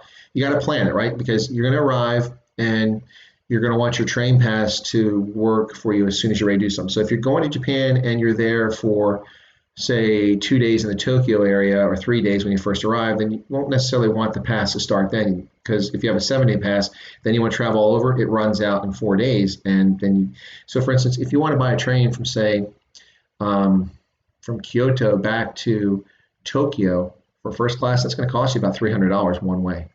one way. So a 7-day pass is going to cost you X number of dollars. God bless. Here we go. The sun, really bad there. Anyway, so I can't seem to get away from the sun. So you're going to want to just space your trip out really well, be smart about it, and think about it on your way out too. So for me, it worked really well. And when I was leaving, I spent the last few days in Tokyo, and my pass had expired, so it really didn't matter. You just had to buy a train ticket I stayed at the Hilton out by the Disney Tokyo, and then I just bought a train ticket, and it took me over to the airport from there. I had a couple weird connections because it's not right to the airport, but to Narita Airport. But anyway, I did get out there, so. Okay, put it up for you. If you want to see something, country. Friend lived in Georgia. Okay, well, it's now 6:15 on this time, folks. Look, I've got some things I got to take care of, so I want to thank everybody for. If I go, is anybody going to be angry if I go? Let's see. The link. Where's the link? I don't see any link. The links are not showing up in here. If you're going to send me a link, the best way to do it is go to my profile on the channel. And then there's a place there you click, it says show email, and you just have to tell it, click the box to show you're not a robot, and you can copy my email and send it there. Thanks, I'll do some good trip planning next year. Yeah, you should. Japan, everybody should try Japan at least once. It's fascinating. New Zealand is another place to go to. It's truly beautiful. I have not done Australia yet. I've been to the airport in Sydney, and all I could do is look out the window and go, wow, I wish I could go check it out. But I was on my way to the Rugby World Cup in New Zealand, so I didn't get a chance to see Australia, but it's a nice place I'd like to check out sometime. Okay, like I said, I can't see the link there, and I see the finger pointing up to it, but I don't see any link there, so it's throwing me off. Anyway, all right, any other questions, folks? Anything you want to talk about? Oh, here, let me do a little promotion here before we disappear. Okay, all right, so here we go. Stepping stones. For those of you who watched my Botswana, is my head crooked or is it just a hat? Maybe it's my head. So stepping stones. The rugby link. Okay, I'll put. Someone did put it up. Okay, I don't know where y'all see it, but I can also put it in the comments after I get off air. I can put it on there and show you if you want to go check out the stories that I wrote or the BBC story. So this is Stepping Stones International. It's a nonprofit program originally started for at-risk children, and it was done for children who were the orphans of parents who had passed away from HIV or children who had contracted HIV themselves. So that's Stepping Stones, started by an American named Lisa Jamu, who's married to a gentleman from, I think, Malawi or Zimbabwe. I'm confused. Anyway, he's from one of those places. Oh, I lost my Springbok. Hang on. Crisis here. Emergency. Got to get the spring back up here. Let's put him over here by the microphone. He can hang out over there. All right, so there's he's not in the picture there. There we go. Now he's in the picture. All right, so so Lisa Jamu started this after-school program. The idea was to help kids who are latchkey kids. And that sun, I sort of look like a zebra here. I'm gonna have to make one more trip here, folks. Hang in there. It's really distracting. All right, don't go away. I'm still here. All right. Put some lights on here. All right. Yeah, sorry about that. That's the third time now. I guess at least I didn't have 3 streams here, but I had 3 times I had to get up because of the light. So, so Lisa Jamu started Stepping Stones International to help at-risk kids. And so what they did is they had after-school programs so these kids wouldn't be on the streets and wouldn't be left unattended, and it gave them things to do. So they taught them how to garden, life skills, how to have a checking account, be financially responsible, how to think and plan ahead, how to behave responsibly. And it was simply an NGO, Stepping Stones, just kind of an idea to help kids take a few steps in life. And what they've shown over the years is that they've been very successful in that most of the kids who go to the program wind up going on to technical schools or university and having successful lives, in large measure owing to the services provided by Stepping Stones and their counselors. They're very successful at getting banks and others to contribute money to help out, but they also rely on private donations as well. So in the midst of the COVID-19 crisis, I encourage people who have the resources, if you can help others out, please do so. This is a trying time for people. I'm not asking anyone to put themselves into financial jeopardy by giving up resources that you yourself will need to survive. But many people either have resources banked or they have a steady source of income that comes in. And for those who have the ability, there are many people who are less fortunate. I'm not usually a person that's out raising money for charities, but Stepping Stones in Botswana is fantastic. And I'm sure that in your own home neighborhood, whether you're here in the U.S. or in South Africa or elsewhere, if you have the resources, there will be other folks around who could use your help. And for instance, South Africa and in Botswana and in Zimbabwe, food banks are critically important for handing out food parcels to people who are not working, not because they're lazy or incapable of working, but because government measures have forced people to stay at home and not work.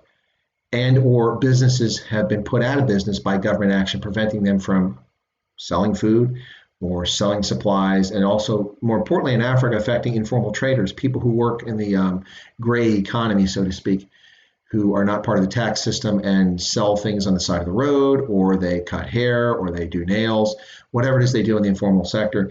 They no longer have access to that. So this is a time to help our fellow man out. If you're able to do it, please do so. And Stepping Stones International is a fantastic organization. Even if you don't give them, I encourage you to go check out their website and look them up and just learn a little bit about them and see the wonderful things to do. Now, Stepping Stones, since my affiliation with them, working with them when I worked at the American Embassy over a decade ago, they have grown and do many more things. They help other groups who are at risk and others who need help. And it's a truly wonderful organization. And I can tell you that Lisa Jamu and her staff are fantastic. She's still with the organization, so I can't help but promote them. So I guess that's one nice way I can give back, is to remind people to help out folks like Stepping Stones. Remember, when we give to organizations like this and we help those who help youth, we are making a difference in our own futures, because at some point we'll all become retired. Soon we're still on this planet, and we'll rely on others to keep the economy going and to keep producing a society. And people won't do that if they aren't properly educated and can't think critically for themselves. They just become the automatons of the elites who want to control them. So feel free to give out, folks, if you can. It's a really good idea. It's a good idea for a nonprofit, not just give money to kids. Yeah, but for skills. They don't just give money. Stepping Stones isn't about giving kids money. It's about teaching them skills. And they used to have little gardens behind. I'm sure they still do. I haven't been there in years, but they had gardens behind the center where they worked at, where the kids come in, and they went out and taught them gardening techniques to raise their own food, not to be farmers, but urban garden sort of thing. That sort of thing, be self-sufficient that way, so people have an attachment to the earth, and also taught them life skills. Things you're supposed to do to be a proper adult, how you're supposed to behave, learn about your own society, things that society, in many respects, is letting the youth of the planet down, not teaching things. For instance, in the United States here, I take great exception to the fact that a lot of people don't have any concept of financial literacy. They borrow money for a house and they can't pay it back, and then they say they were hoodwinked by the bank. I don't understand how you're hoodwinked by the bank when you're signing a contract that's printed in standard written English. Yes, it may be complicated, but the basis of it you should understand, and you should have learned that in high school at least. But we don't teach those things. We don't teach people about a savings account, a checking account, the impact of credit cards, maintaining no balance on your credit card, because you're not going to want to pay 20% interest compounded annually. You'll never be out of debt. And also being responsible about saving, investing, and planning for tomorrow and for the future. We don't do a very good job of that here in the United States, and we don't do a good job of that in much of the world from what I've seen. So Stepping Stones does teach those skills, and it's wonderful that they do it. It really makes a difference, and so bless them for what they do. All right, folks, 2 hours and 22 minutes. Really having a good time here. Let's see. Nag and stay safe. Huh? Don't get that, Just a Ghost. Oh, Dog Breaker took off. Thanks for being here, Dog Breaker. Spread the word on Stepping Stones. Really appreciate it. If you've already left, thanks for tuning in. I think you did, because we're down to 11 viewers. Teaching youth skills is so important. Make people free through skills. Well, okay, I won't go yet then. So there you go. And that's one of my biggest issues with the African National Congress back to South Africa, is that I honestly think that the failures of the African National Congress are no more manifest or are most manifest in what has happened with education. Now, they inherited a system in which a lot of people in South Africa, especially Black South Africans, received substandard educations, which were intended for the majority of people to be just enough so they could function in society but never have success. We can't deny that that's the truth of the apartheid era for most people who were people of color in South Africa, particularly Blacks in South Africa. But the ANC inherited that system, and arguably, from all objective measures, the system is far worse today than it was then. The exception being that back then, at least most white children had a good, if not fantastic, education under the public education system and or private access. But today, even a lot of white students, Indian color students, get abysmal educations under education in South Africa. Instead of fixing what was broken, they diminished a lot of what was working and fixed nothing. And so we've lowered most students in South Africa through public education to the level of mediocrity at best. And you see it in the matrix, this matrix score, not the matrix, but the matrix score for examinations on passing out from high school, in which the standard has been continually lowered. Now, in order to pass matrix, you need to score only 40%. 40%. If you score 40%, you're considered a graduate.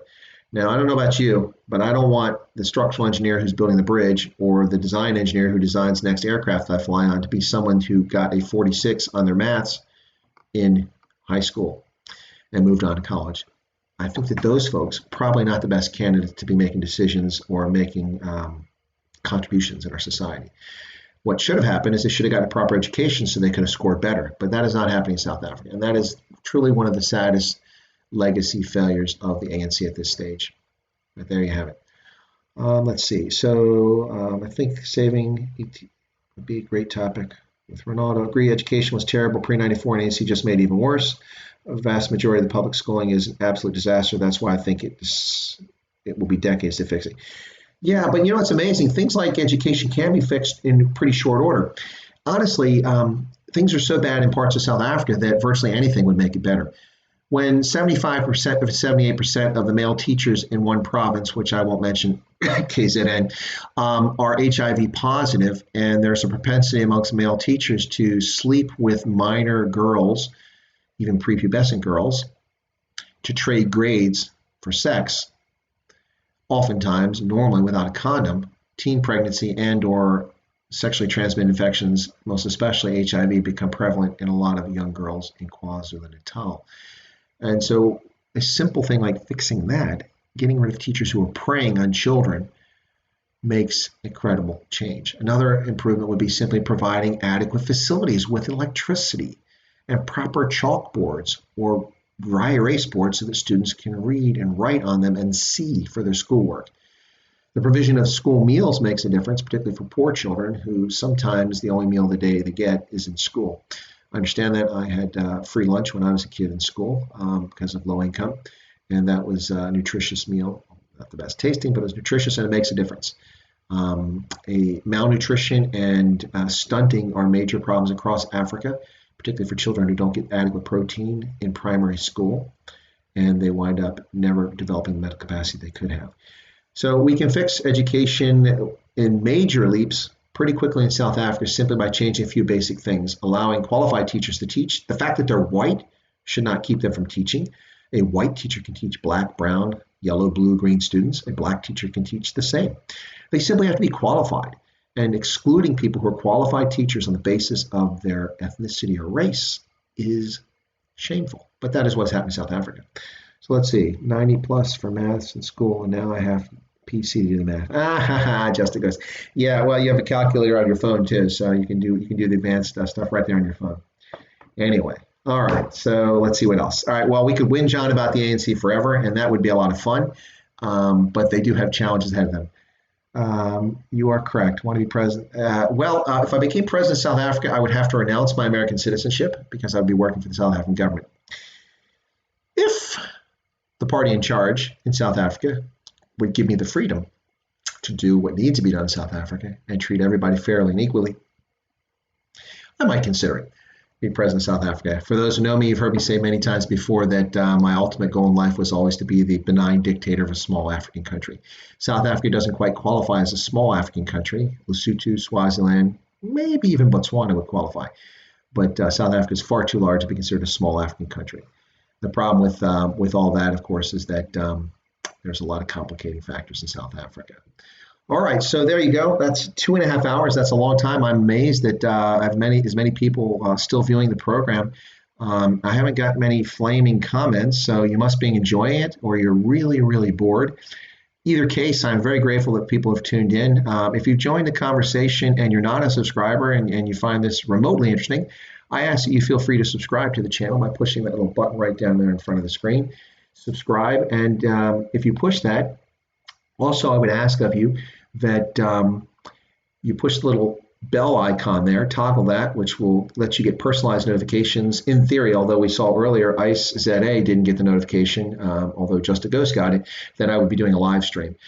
In theory, that bell will let YouTube send you a notification whenever I have a video published or a premiering, or I will be streaming. And so you can not miss content. If you have comments on my videos, please give them. I welcome positive, negative comments, and especially constructive comments or other ideas.